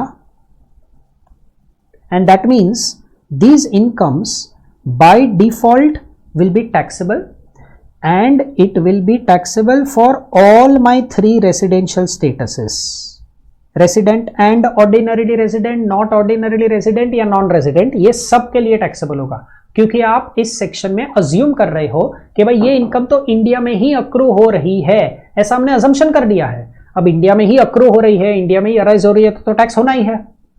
इस सेक्शन में जो कुछ भी आप पढ़ते हो ना, आपके प्रैक्टिकल सम में 1 या 2 एडजस्टमेंट इस सेक्शन में से आता है. सो सेक्शन इंपॉर्टेंट है, ध्यान दे देना. एनी इनकम अक्रूइंग और arising through a business connection located in India. India में अगर बिजनेस कनेक्शन है तो उस बिजनेस कनेक्शन से आने वाली income is deemed to accrue or arise in India. Business connection का मतलब ये होता है कि इनकम एक नॉन रेसिडेंट को हो रही है, बट वो नॉन रेसिडेंट इनकम कमा रहा है through a person who is located in India. और वो जो इंडिया में पर्सन है वो क्या करता है, वो कॉन्ट्रैक्ट्स कंक्लूड करता है नॉन रेसिडेंट के बिहाफ पे, या फिर मेन रोल प्ले करता है, प्रिंसिपल रोल, मेन काम करता है कॉन्ट्रैक्ट के एग्जीक्यूशन का, या फिर इंडिया में स्टॉक ऑफ गुड्स मेंटेन करता है ये वाला पर्सन, या ऑर्डर लेके आता है वो नॉन रेसिडेंट के लिए. So as a non resident आप इस वाले पर्सन की हेल्प से इनकम कमा रहे हो. वो आपके बिहाफ पे ऑर्डर लेके आता है, वो आपके बिहाफ पे कॉन्ट्रैक्ट एग्जीक्यूट करता है, वो आपके बिहाफ पे गुड्स रखता है, and as a non resident you earn income with the help of this person. That means the income that you are earning is arising out of a business connection. तो आपके लिए this income is taxable. Is taxable is deemed to accrue in India. Business connection में कुछ चीजें cover नहीं होती. वो जो रेसिडेंट पर्सन है जिसके हेल्प से आप इनकम कमा रहे हो, अगर वो एक ब्रोकर है, एजेंट है, जिसका इंडिपेंडेंट स्टेटस है, जो एक्सक्लूसिवली नॉन रेसिडेंट के लिए काम नहीं करता बट सबके लिए काम करता है, इस वाले ब्रोकर एजेंट के थ्रू अगर कोई इनकम कमाया, वो इनकम को बिजनेस कनेक्शन वाली इनकम नहीं मानेंगे.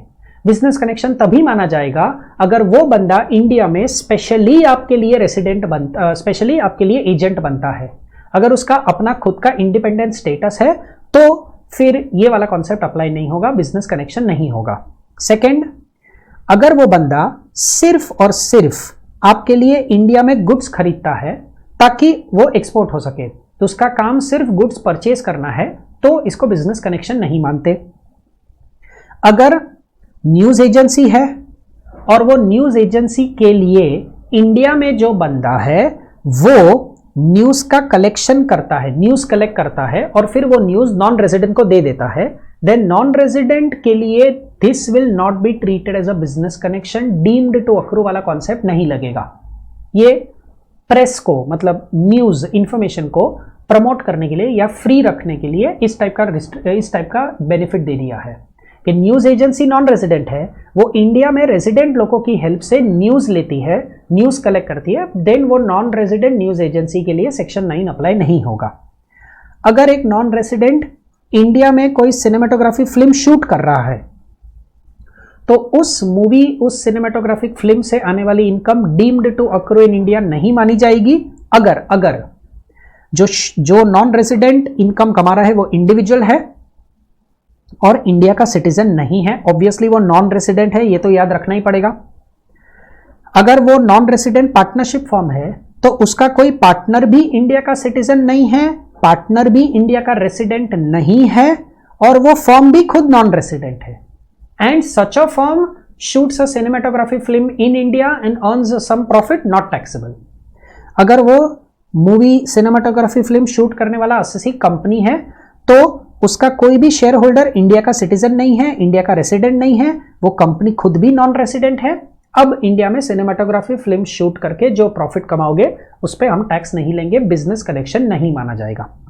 सेकेंड पॉइंट, लास्ट एक्सेप्शन, अगर हम एक फॉरेन कंपनी का बात कर रहे हैं जो इंडिया में डायमंड का माइनिंग कर रही है, then an important thing is, अगर उसकी एक्टिविटी सिर्फ और सिर्फ अनकट अनअसॉर्टेड डायमंड का डिस्प्ले करना है, वो भी स्पेशल नोटिफाइड जोन में जो गवर्नमेंट नोटिफाई करेगा।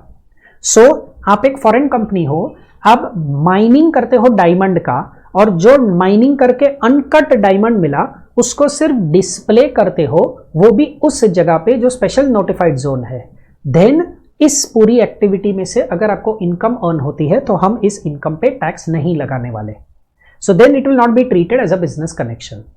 बिजनेस कनेक्शन का definition, non resident is earning income with the help of a resident person. वो रेसिडेंट पर्सन कॉन्ट्रैक्ट एग्जीक्यूट करता है, कॉन्ट्रैक्ट कंक्लूड करता है, ऑर्डर लेके आता है, गुड्स का स्टॉक मेंटेन करता है, then it means it is a business connection. तो नॉन रेजिडेंट की इनकम टैक्सेबल होगी इंडिया में। लेकिन बिजनेस कनेक्शन के कुछ एक्सेप्शन है। अगर वो एजेंट इंडिपेंडेंट बेसिस पे काम करता है, नंबर 1। नंबर 2, अगर वो बंदा सिर्फ गुड्स परचेज करता है ताकि तुम उसको एक्सपोर्ट कर सको। Number 3, news agency non resident है और वो न्यूज कलेक्ट करती है with the help of the resident person, तो बिजनेस कनेक्शन नहीं है। Number 4, non resident is shooting a cinematography film in India और वो सिनेमेटोग्राफी फिल्म शूट करने के लिए जो हेल्प मिलती है उसमें से इनकम आने वाली इनकम टैक्सेबल नहीं है। और अगर आप एक फॉरेन कंपनी हो जो माइनिंग ऑफ डायमंड करती है और अनकट डायमंड का सिर्फ डिस्प्ले करके आप इनकम कमाते हो तो इसमें से आने वाला प्रॉफिट इज नॉट टैक्सेबल क्योंकि वो बिजनेस कनेक्शन नहीं माना जाता। Second point, something quite important, बार बार क्वेश्चंस में आएगा। अगर आपका प्रॉपर्टी, अगर आपका एसेट, अगर आपका सोर्स ऑफ इनकम इंडिया में है तो deemed to accrue in India. Question में बार बार आता है, shares of an Indian company sold, land in so and so place in India sold, debentures of a company sold. वो कंपनी सारी इंडियन कंपनी होगी, वो एसेट लोकेटेड इन इंडिया होगा, तो उसमें से आने वाला प्रॉफिट, उसमें से आने वाला rental income deemed to accrue in India. If services are rendered in India तो ऑब्वियसली उस सर्विसेज के लिए जो सैलरी इनकम मिलेगी वो deemed to accrue in India. अगर इंडियन गवर्नमेंट ने इंडियन सिटीजन को इंडिया के बाहर सर्विस करने के लिए सैलरी दी तो वो सैलरी भी deemed to accrue in India है। सीरियल नंबर 3 में लिखा है services are rendered in India, serial number 4 में लिखा है services are rendered outside India. But fourth point में तुम्हारा payer is Indian government and तुम्हारा receiver has to be a citizen of India. उसी तरीके से अगर इंडियन कंपनी डिविडेंड पे करती है तो वो डिविडेंड इंडिया के बाहर पे होगा, फिर भी इंडियन कंपनी से वो डिविडेंड ओरिजिनेट हुआ है, it is deemed to accrue in India. Interest, royalty, fees for technical service एक बड़ा सा कॉन्सेप्ट है, एक अलग सा चार्ट है, 2 मिनट में वो रिवाइज करते हैं। इनकम फ्रॉम अदर सोर्सेज में ये 2 पॉइंट्स देखोगे। मनी मिला एज गिफ्ट, पैसा मिला एज गिफ्ट और वो गिफ्ट देने वाला बंदा रेसिडेंट है, ये पेयर रेसिडेंट है। जो रिसीवर है वो इंडिया का नॉन रेसिडेंट है या फिर वो फॉरेन कंपनी है, तो हम बोलेंगे कि भाई तुम्हें जो पैसा मिला है receiver is deemed to accrue in India क्योंकि वो देने वाला पेयर रेसिडेंट बंदा था। तुम भले नॉन रेसिडेंट हो, तुम्हारे लिए वो इनकम इंडिया में टैक्सेबल तो होगी। The amendment introduced is, we are talking about sum of money. पहले भी हम लोग ऊपर सम ऑफ मनी का ही बात कर रहे थे। We are focused on sum of money only. That sum of money is on or after 1 April 2023. Obviously 2023 का बजट है, तो on or after 1 April 2023. This time again the payer is a resident but the receiver is a resident but not ordinarily resident. ऊपर मेरा receiver non resident था, या foreign company थी. This time it is resident but not ordinarily resident, but it will be treated as deemed to accrue in India. मतलब 7th point और 8th point में एक common चीज तुम्हें क्या मिलती है? Payer is a resident. Another common thing is what is given as gift, तो it is sum of money and it is given as gift, मतलब money is given for no consideration. Receiver कौन है? तो receiver is either a non resident और a foreign company. And now as per the amendment even resident but not ordinarily resident cover हुआ. तो भाई साहब ये रिसीवर के लिए हम बोलेंगे, रिसीवर तेरे लिए ये जो अमाउंट है ना, money for no consideration, this is deemed to accrue or arise in India. इसका मतलब इंडिया में टैक्सेबल होगा. अब वो interest, royalty, fees for technical service देख लेते हैं. Interest payable by government of India से जब भी इंटरेस्ट मिलेगा, गवर्नमेंट ऑफ इंडिया ही नहीं, state government is also covered, तो सेक्शन 9 हमेशा अप्लाई होगा.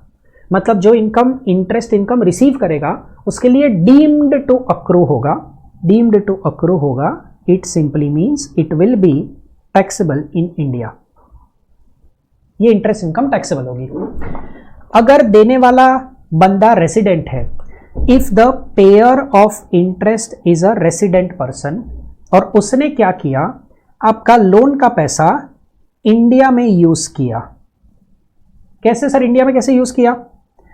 या तो बिजनेस या प्रोफेशन एक्टिविटी करने के लिए, या तो एनी अदर इनकम कमाने के लिए. Any other income could be house property other than PGBP income. Basically house property हो सकता है, कैपिटल गेन्स हो सकता है, अदर सोर्सेज कमाने के लिए.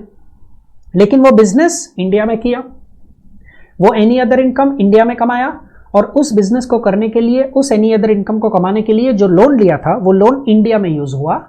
तो जो लेंडर है उसके लिए जो इंटरेस्ट इनकम होगी is deemed to accrue in India. इसका मतलब that interest income will be taxable in India, क्योंकि लोन का पैसा इंडिया में यूज हुआ. उसी तरीके से अगर तुम कंपैरिजन करो, अगर लोन का पैसा इंडिया के बाहर यूज होता है तो भाई सेक्शन 9 एप्लीकेबल नहीं है वो लेंडर के लिए. देन डीम्ड टू अक्रू नहीं है, देन ये इंटरेस्ट इनकम इंडिया में टैक्स नहीं होगी, क्योंकि पैसा इंडिया के बाहर यूज हुआ है. अगर आपका पेयर नॉन रेसिडेंट है, मतलब ये नॉन रेसिडेंट ने पैसा बोरो किया है, लेकिन वो नॉन रेसिडेंट पैसा बोरो करके उसको इंडिया में बिजनेस करने के लिए कमाता, इंडिया में बिजनेस करने के लिए उस लोन को यूज करता है. अब जो लेंडर की इंटरेस्ट इनकम है वो सेक्शन 9 में कवर होगी, it will be taxable for the lender. लेकिन if the money is used for business activity outside India, any other activity outside India, तो पैसा इंडिया के बाहर यूज हुआ, तो मैं कैसे बोल सकता हूं deem to accrue in India? पैसा तो इंडिया के बाहर यूज हुआ, अक्रूइंग आउटसाइड इंडिया हो गया, सेक्शन 9 अप्लाई नहीं होगा. The important thing, if it is any other income in India, मतलब other than PGBP income, other than PGBP income कमाने के लिए अगर आपने लोन का पैसा यूज किया है and you are a non resident borrower, तो even if you are earning any other income in India, section 9 is not applicable. ये एक डिफरेंट सी चीज है जो तुम्हें याद रखनी पड़ेगी. This is something that is different from the pattern. You will better if you can remember this. That's too dirty. It will be better if you remember this stuff. कि भले पैसा इंडिया में यूज हुआ but आपका borrower non resident है. इसको याद करने के लिए ना मैं जो क्लास में डायग्राम ड्रॉ करता हूं ना, मैं वो ड्रॉ कर लेता हूं ताकि you might easily remember. Borrower non resident है, लेंडर तो खैर कोई भी हो सकता है. लेंडर ने लोन दिया बोरोवर को, बोरोवर ने क्या किया, उसको इन इंडिया यूज किया for earning any other income. अब ये बोरोवर क्या करेगा, उसने बोरो किया है ना, तो वो ऑब्वियसली लेंडर को इंटरेस्ट पे करेगा।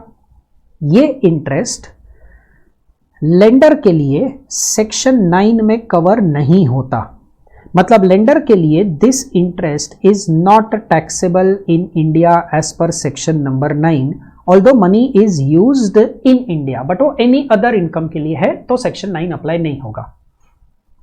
Moving ahead, royalty fees for technical service काफी सिंपल है। गवर्नमेंट से मिला तो सेक्शन 9 एप्लीकेबल। अगर रॉयल्टी पे करने वाला बंदा गवर्नमेंट नहीं है, कोई और है, फिर वो कोई और रेजिडेंट भी हो सकता है, नॉन रेजिडेंट भी हो सकता है, लेकिन उसका पेटेंट ट्रेडमार्क जो है वो इंडिया में यूज हुआ तो रॉयल्टी रिसीव करने वाले के लिए सेक्शन 9 एप्लीकेबल। अगर उसका पेटेंट ट्रेडमार्क इंडिया के बाहर यूज हुआ तो रॉयल्टी के लिए सेक्शन 9 अप्लाई नहीं होगा। सेक्शन 9 अप्लाई होगा तो उस रॉयल्टी इनकम पे इंडिया में आपको टैक्स भरना पड़ेगा। The same pattern happens for fees for technical service also. आप कोई टेक्निकल सर्विस दे रहे हो and you are earning fees, तो फी पे करने वाला अगर गवर्नमेंट है तो तुम्हारे लिए टैक्सेबल हो गया। फी पे करने वाला बंदा गवर्नमेंट नहीं है, कोई और पर्सन है, फिर वो रेजिडेंट हो या नॉन रेजिडेंट हो, कोई भी होने दो, देन अगर इंडिया में वो टेक्निकल सर्विस यूज हुई तो आपकी वो जो फीस इनकम है वो इंडिया में टैक्सेबल है। इंडिया के बाहर टेक्निकल सर्विस यूज हुई तो इंडिया में टैक्सेबल नहीं है। तो फीस फॉर टेक्निकल सर्विस और रॉयल्टी काफी सिंपल है। What is more important is that interest वाला चीज। चलो चैप्टर को खत्म करते हैं। Scope of total income. Scope of total income मतलब हम यहां पे ये डिसाइड करने की कोशिश कर रहे हैं कि भाई which incomes are going to be taxable in India. याद रखना काफी सिंपल है। नेक्स्ट पेज पे मैंने एक शॉर्टकट भी बना के रखा है। मेन चीज फटाफट देख लेते हैं। इस टेबल का फॉर्मेट समझने की कोशिश करो। टेबल का पहला कॉलम है अलग अलग टाइप की इनकम्स। टेबल में 3 कॉलम है, तीनों के तीनों रेसिडेंशियल स्टेटसेस का बात हुआ। जहां जहां पे भी येस लिखा है इसका मतलब हाँ वो इनकम इंडिया में टैक्सेबल है। जहां जहां पे नो लिखा हुआ है that is a place where we have to pay attention and understand कि हाँ भाई ये इनकम इंडिया में टैक्सेबल नहीं है। अगर आप पैटर्न देखो, income accruing in India, first point में बोला received in India, second point में बोला received outside India, but the common thing is accruing in India. अब भाई साहब अक्रूइंग इन इंडिया होगा तो बट नेचुरली इंडिया में टैक्सेबल होने ही वाला है सबके लिए। Income is accruing outside India but received in India. तुमने भले काम इंडिया के बाहर किया हो, तुमने भले गुड्स इंडिया के बाहर बेचा हो, तुमने वो पैसा डायरेक्टली इंडिया के बैंक अकाउंट में लिया, डायरेक्टली इंडिया में पैसा लिया, तो कोई भी रेसिडेंशियल स्टेटस होने दे, तेरा इनकम इंडिया में टैक्सेबल है। अगर income is deemed to accrue in India, पिछले 15-20 मिनट से जो डीम टू अक्रू वाला रिवीजन कर रहे थे, सेक्शन 9 वाली income, business connection, salary payable in India by government, salary payable in India या asset property source located in India, interest royalty fees for technical service, ये जो सेक्शन 9 की income है तुम अज्यूम कर रहे हो कि इट अक्रूज इन इंडिया, तो सबके लिए टैक्सेबल होगा। फिर वो इनकम इंडिया में रिसीव हो या इंडिया के बाहर रिसीव हो, ये तुम्हारा 4th और 5th पॉइंट है, उससे कोई फर्क नहीं पड़ता, डीम्ड टू अक्रू हो गया। 6th point deemed to be received in India, employer contribute करता है रिकॉग्नाइज्ड प्रोविडेंट फंड में, एम्प्लॉयर कॉन्ट्रीब्यूट करता है पेंशन स्कीम में, इंटरेस्ट मिलता है रिकॉग्नाइज्ड प्रोविडेंट फंड में, फॉर्मूला पढ़ना बाकी है, सैलरीज में रिवाइज करेंगे। तो deem to be received in India तो इंडिया में टैक्सेबल हुआ। कोई भी इनकम को इंडिया में टैक्स करने के लिए 2 क्राइटेरिया है, या तो चेक करो उसका अक्रूवल किधर होता है या तो चेक करो उसका रिसीट किधर होता है। ये दोनों में से कोई भी एक अगर इंडिया में हो गया तो भाई इंडिया में टैक्सेबल हो गई वो income. Accrual in India, deemed accrual in India, receipt in India, deemed receipt in India, दोनों में इसमें से कुछ भी अगर इंडिया में हुआ तो taxable. Now we are talking about 7th and 8th point. Pattern देखना please. Income is accruing outside India, received भी outside India, and income is accruing outside India and received outside India. अब दोनों चीजें India के बाहर हो रही है। सीरियल नंबर 7 में पीजीबीपी इनकम है, सीरियल नंबर 8 में अदर देन पीजीबीपी इनकम है। तो बाकी के 4 heads of income serial number 8 में कवर हुए और एक head of income PGBP 7th point में कवर हुआ। अगर आप income accruing outside India, received outside India, 8th point पहले कर लेते, वो एकदम सिंपल है। If your income is accruing outside and received outside, तो सिर्फ रेसिडेंट एंड ऑर्डिनरीली रेसिडेंट के लिए टैक्सेबल होगी ये इनकम। इनकम बाहर अक्रू होती है, इनकम बाहर रिसीव होती है, तुम नॉन रेसिडेंट हो, इंडिया तुमसे टैक्स नहीं लेगा। तुम resident but not ordinarily resident हो, इंडिया तुमसे टैक्स नहीं लेगा। इंडिया तुमसे तभी टैक्स लेगा जब तुम इंडिया के रेसिडेंट एंड ऑर्डिनरीली रेसिडेंट हो। 7th पॉइंट, अगर इनकम बिजनेस एक्टिविटी में से आती है, देन चेक करो कि उस बिजनेस का कंट्रोल, उस बिजनेस का सेटअप कहां पर है। अगर वो कंट्रोल, वो सेटअप इंडिया में है, तो आप इंडिया के रेसिडेंट हो तो इंडिया में टैक्स भरोगे। If you are a non resident तो इंडिया में टैक्स नहीं आएगा।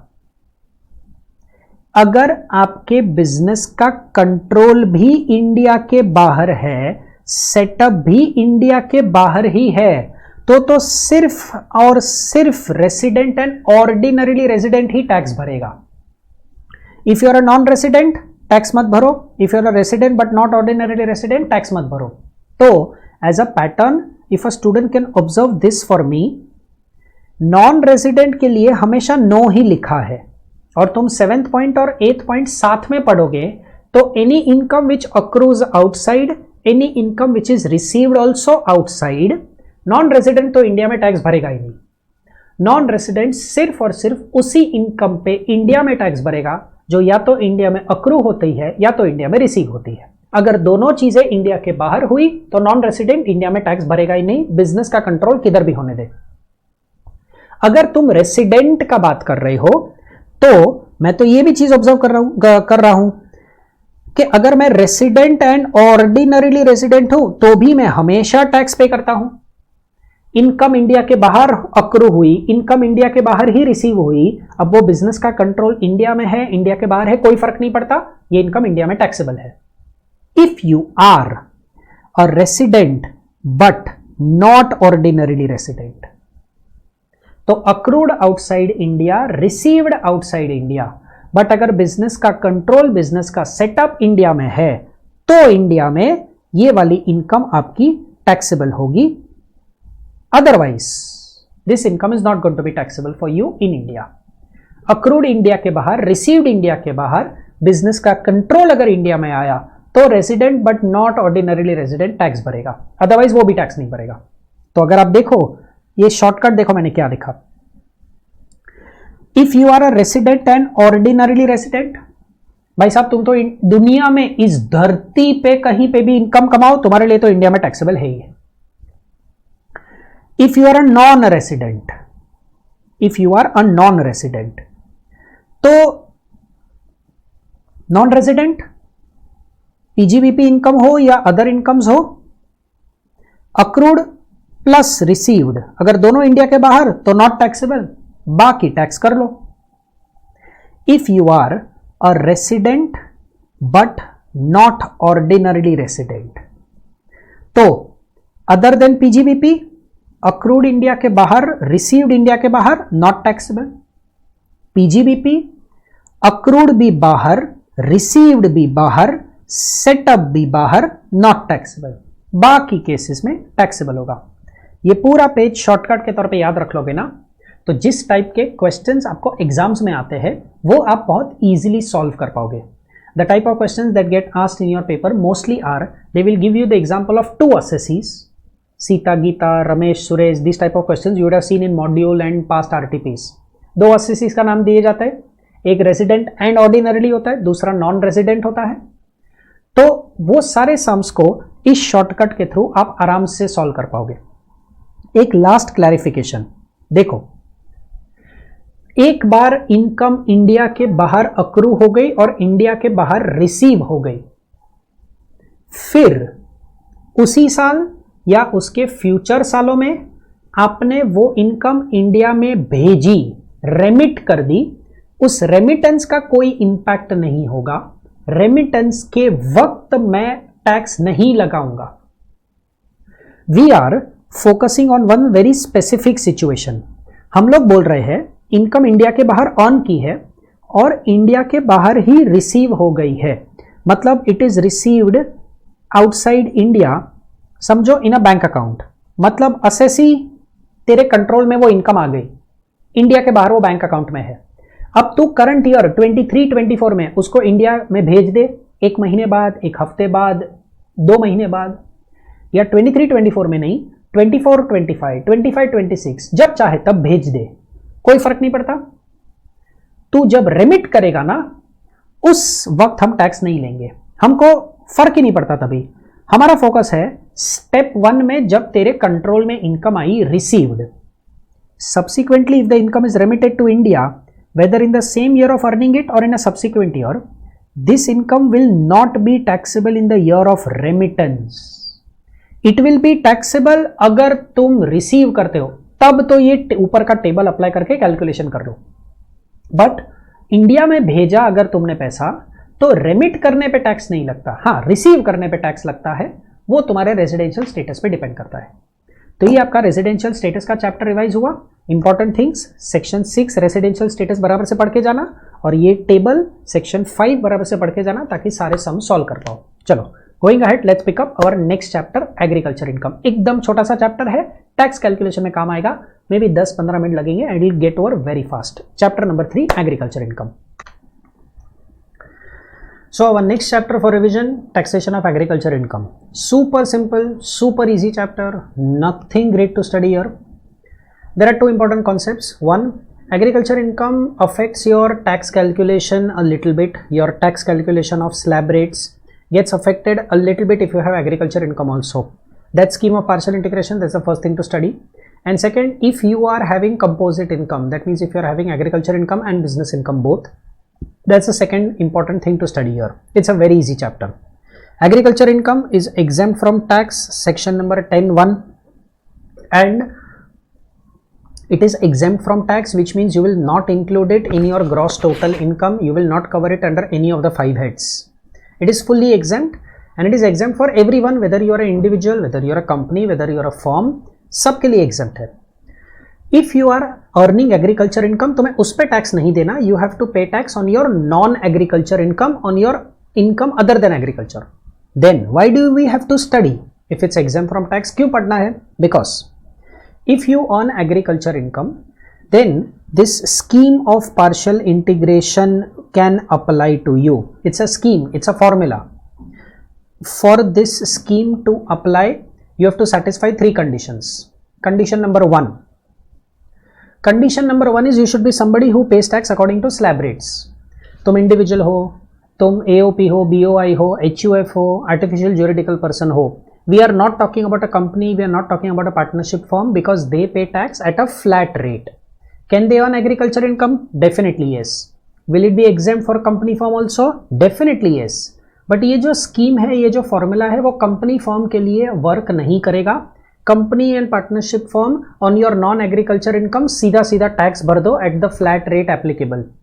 If you are an individual, HUF, AOP, BOI, artificial juridical person who is earning agriculture income, तुम स्लैब रेट के हिसाब से टैक्स पे कर रहे हो, then this scheme of partial integration may apply to you. Condition number 2, तुम्हारा non agricultural income, that means your taxable income, your total income should be more than the basic exemption limit. Basic exemption limit, now what do we mean by basic exemption limit? तो भाई there are 2 basic exemption limits. If I follow the default regime, तो basic exemption limit is 3 lakh rupees, 115 BAC वाला. If I follow the opt-out regime, then my basic exemption limit can be 2,50,000, or it can be 3 lakhs if I am a resident senior citizen, or it can be 5 lakhs if I am a resident super senior citizen. Then my taxable income from all my heads minus chapter 6A deduction, my total income is above the basic exemption limit. So yes, I am technically speaking, I am liable to pay tax. Income tax भरना तो है because taxable income जो है वो basic exemption limit से ज़्यादा है. And condition number 3, agriculture income should be more than 5,000. If all these 3 conditions are satisfied, then अपने टैक्स कैलकुलेशन में जो सबसे पहला अमाउंट कैलकुलेट होता है basic tax.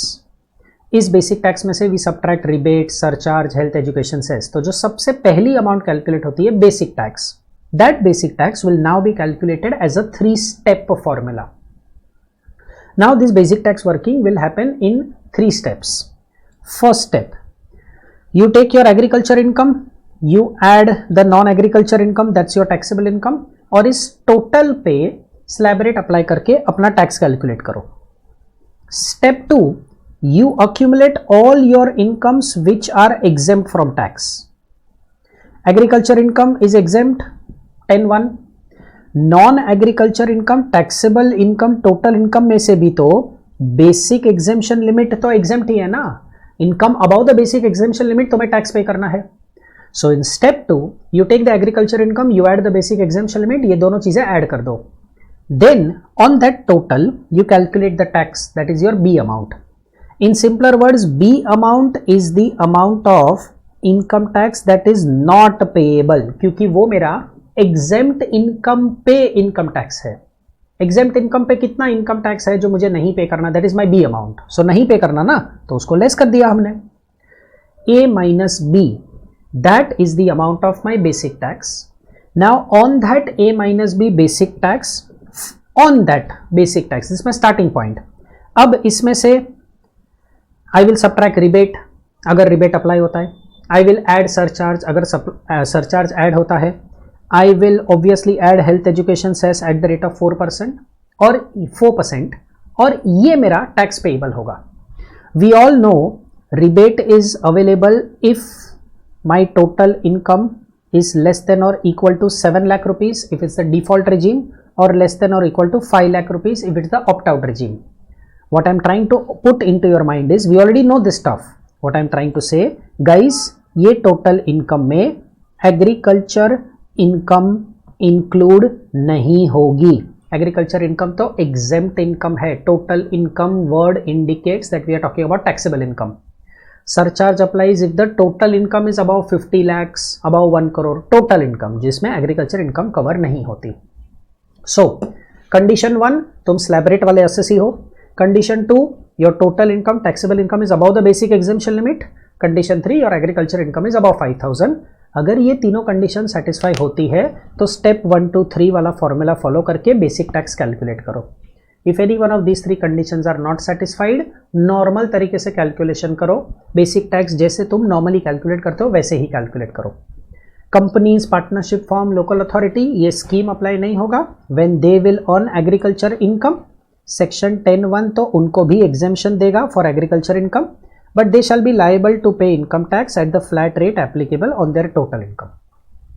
What is the definition of agriculture income? Minute सा डेफिनेशन है, nothing great here, एक रीडिंग कर लेना, that's more than sufficient.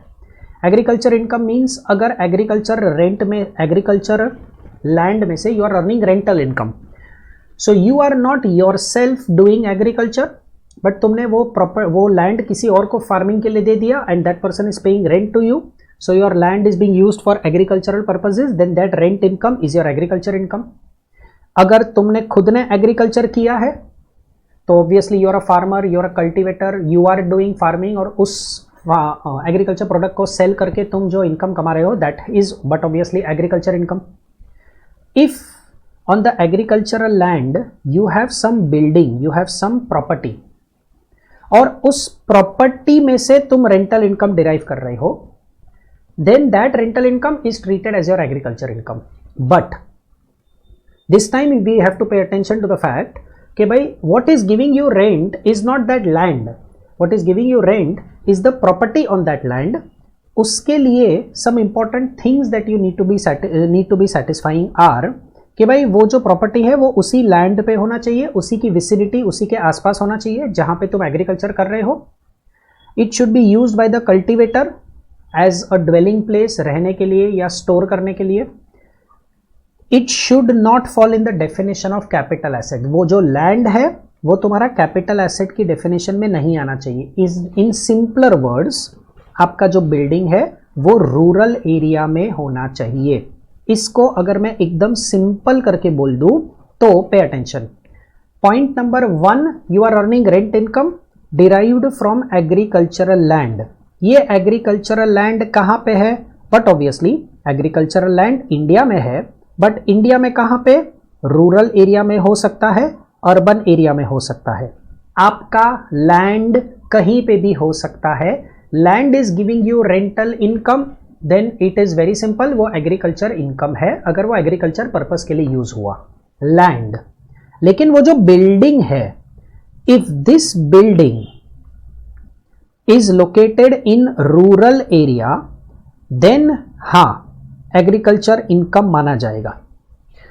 But अगर आपका जो बिल्डिंग है that is located in urban area, फिर जो रेंटल इनकम है वो कमर्शियल इनकम मान के, नॉन एग्रीकल्चर इनकम मान के टैक्सेबल दिखाओ। तो लैंड कहीं पे भी हो सकता है। What are you deriving? You are deriving rent. If the rent is derived from land and the land is located in rural area or is located in urban area, कोई tension नहीं, दोनों rental income आपका agriculture income है if you are earning rent income from the land. लेकिन अगर ये rent income building में से आती है, देन बिल्डिंग अगर रूरल एरिया में है तो ही इसको एग्रीकल्चर इनकम कंसिडर किया जाएगा। अगर आपका बिल्डिंग अर्बन एरिया में है तो भाई ये नॉन एग्रीकल्चर इनकम है। अब इस पे तुम्हें टैक्स भरना पड़ेगा, बिल्डिंग है इसलिए हाउस प्रॉपर्टी का चैप्टर लग जाएगा and you have to pay tax. इसको एग्जेम्प्ट नहीं ले पाओगे। हाँ, ये जो 3 इनकम्स है ये तुम्हारा सेक्शन 10(1) में एग्जेम्प्ट होगा। एंड एक मद्रास हाई कोर्ट का जजमेंट आया था, उसके बेस पे इनकम टैक्स एक्ट ने ये जजमेंट एक्सेप्ट करके बोला सैपलिंग्स और seedlings which are grown in a nursery and उसमें से अगर इनकम आती है तो they are deemed to be agriculture income. Lastly agriculture income में एक लास्ट कॉन्सेप्ट जो पढ़ने जैसा है is the concept of composite income. तुम बिजनेस एक्टिविटी कर रहे हो और वो बिजनेस एक्टिविटी में जो रॉ मटेरियल चाहिए, that raw material is agriculture product and instead of going to the market and buying the agriculture product, you are yourself cultivating it. तुम ऑरेंज जूस मैन्युफैक्चर करके सेल करते हो, the raw material required is oranges, तुम उसको खुद cultivate करते हो। तुम टोमेटो केचप बेचते हो, उसके लिए जो रॉ मटेरियल चाहिए वो टोमेटो है, तुम टोमेटो खुद कल्टीवेट करते हो।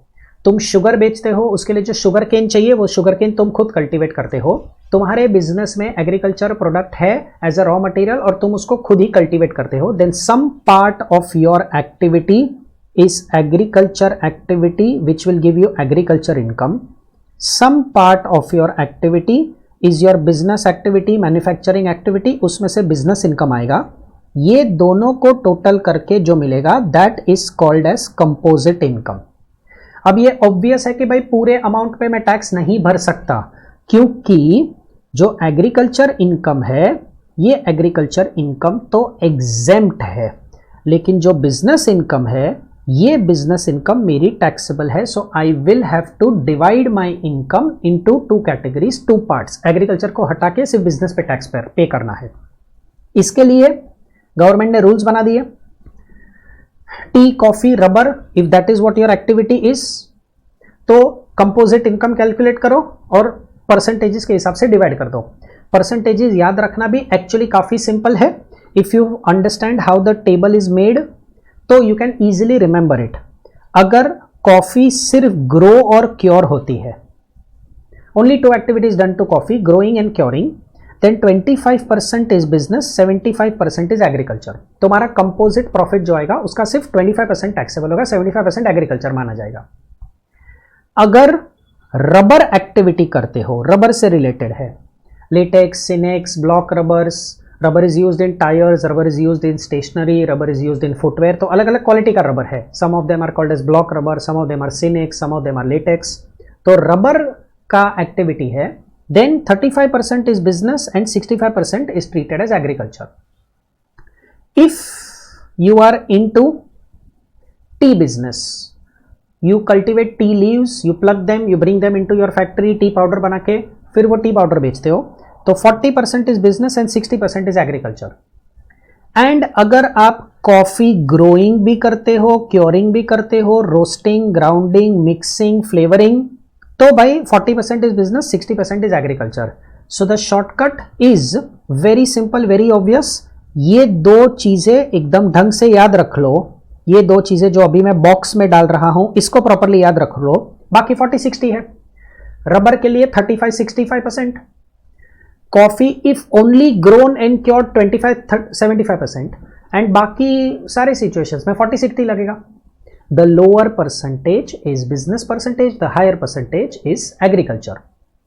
If it is any product other than tea, coffee, rubber, sugar है, शुगर केन है, ऑरेंज जूस वाला एग्जांपल, टमाटो केचप वाला एग्जांपल, तो वर्किंग कुछ ऐसे होता है. जिस दिन आपने एग्रीकल्चर प्रोडक्ट को फैक्ट्री में ट्रांसफर किया, from farm to factory, business में ट्रांसफर किया, उस दिन का मार्केट वैल्यू ये आपका इनकम माना जाएगा. This is your P&L account credit side. फिर कल्टीवेशन कॉस्ट को लेस करो. ये cultivation cost is the only expense that is subtracted. ये होगा आपका profit and loss account debit side. और ये जो एग्रीकल्चर इनकम आया, this is your agriculture profit. तुमने क्या किया?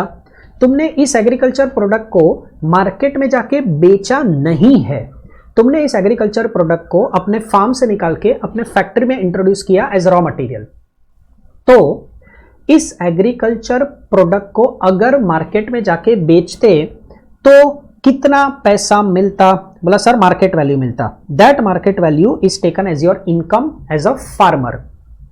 एंड देन तुम खुद ही फार्मर हो और तुम खुद ही बिजनेसमैन हो. You are playing a double role. तुम एग्रीकल्चर प्रोडक्ट कल्टीवेट करते हो और उसको बिजनेस में रॉ मटेरियल के तौर पे यूज करते हो. तो अब जब तुम बिजनेस का कैलकुलेशन कर रहे हो, तुम बिजनेसमैन हो. तुम्हारा सेल्स, तुम्हारा टर्नओवर जो है, ये तुम्हारा profit and loss account credit side है. इस टमाटो केचप का सेल या इस ऑरेंज जूस के सेल के लिए जो रॉ मटेरियल चाहिए वो है तुम्हारा एग्रीकल्चर प्रोडक्ट. वो एग्रीकल्चर प्रोडक्ट का जो मार्केट वैल्यू है, जो बाय द वे तुमने फार्मर के लिए ऊपर इनकम गिना है, अब उसी को यहां पे एक्सपेंस के तौर पे कंसिडर कर लो. एज अ बिजनेसमैन वो एक्सपेंस है आपका, एज अ फार्मर वो इनकम है आपकी. Manufacturing cost, conversion cost, tomato को केचप बनाया, ऑरेंज को ऑरेंज जूस बनाया, तो जो फैक्ट्री में एक्सपेंसेस होंगे, and all other expenses less करो. ये जो अमाउंट आया तुम्हारा, ये तुम्हारा बिजनेस इनकम है, ये टैक्सेबल होगा. So the only thing to remember is, जिस दिन आपने फार्म से फैक्ट्री में, एग्रीकल्चर से बिजनेस में वो एग्रीकल्चर प्रोडक्ट को ट्रांसफर किया, उस दिन का जो मार्केट वैल्यू था वो P&L अकाउंट के क्रेडिट साइड में लिखो अगर फार्मर के एंगल से, एग्रीकल्चर इनकम के एंगल से वर्किंग कर रहे हो, और P&L अकाउंट के डेबिट साइड में लिखो अगर बिजनेसमैन के एंगल से वर्किंग कर रहे हो. इस तरीके से आप अपनी कंपोजिट इनकम को दो पार्ट्स में डिवाइड कर पाओगे. Agriculture component will be treated as exempt, सिर्फ बिजनेस कंपोनेंट पे टैक्स आएगा. ये आपका एग्रीकल्चर इनकम का chapter. Absolutely simple, absolutely easy, nothing great. MCQs में ध्यान रखना कि अगर एग्रीकल्चर इनकम दे दिया है तो ये scheme of partial integration apply होगा. फुल फ्लेजेड क्वेश्चन में भी अगर हल्का सा एक लाइन आ गया एग्रीकल्चर इनकम सो एंड सो, तो जस्ट टेक केयर कि अगर टैक्स कैलकुलेशन पूछा है तो स्कीम ऑफ पार्शियल इंटीग्रेशन भी सोचना पड़ेगा. चलो moving ahead, let's go to our next chapter.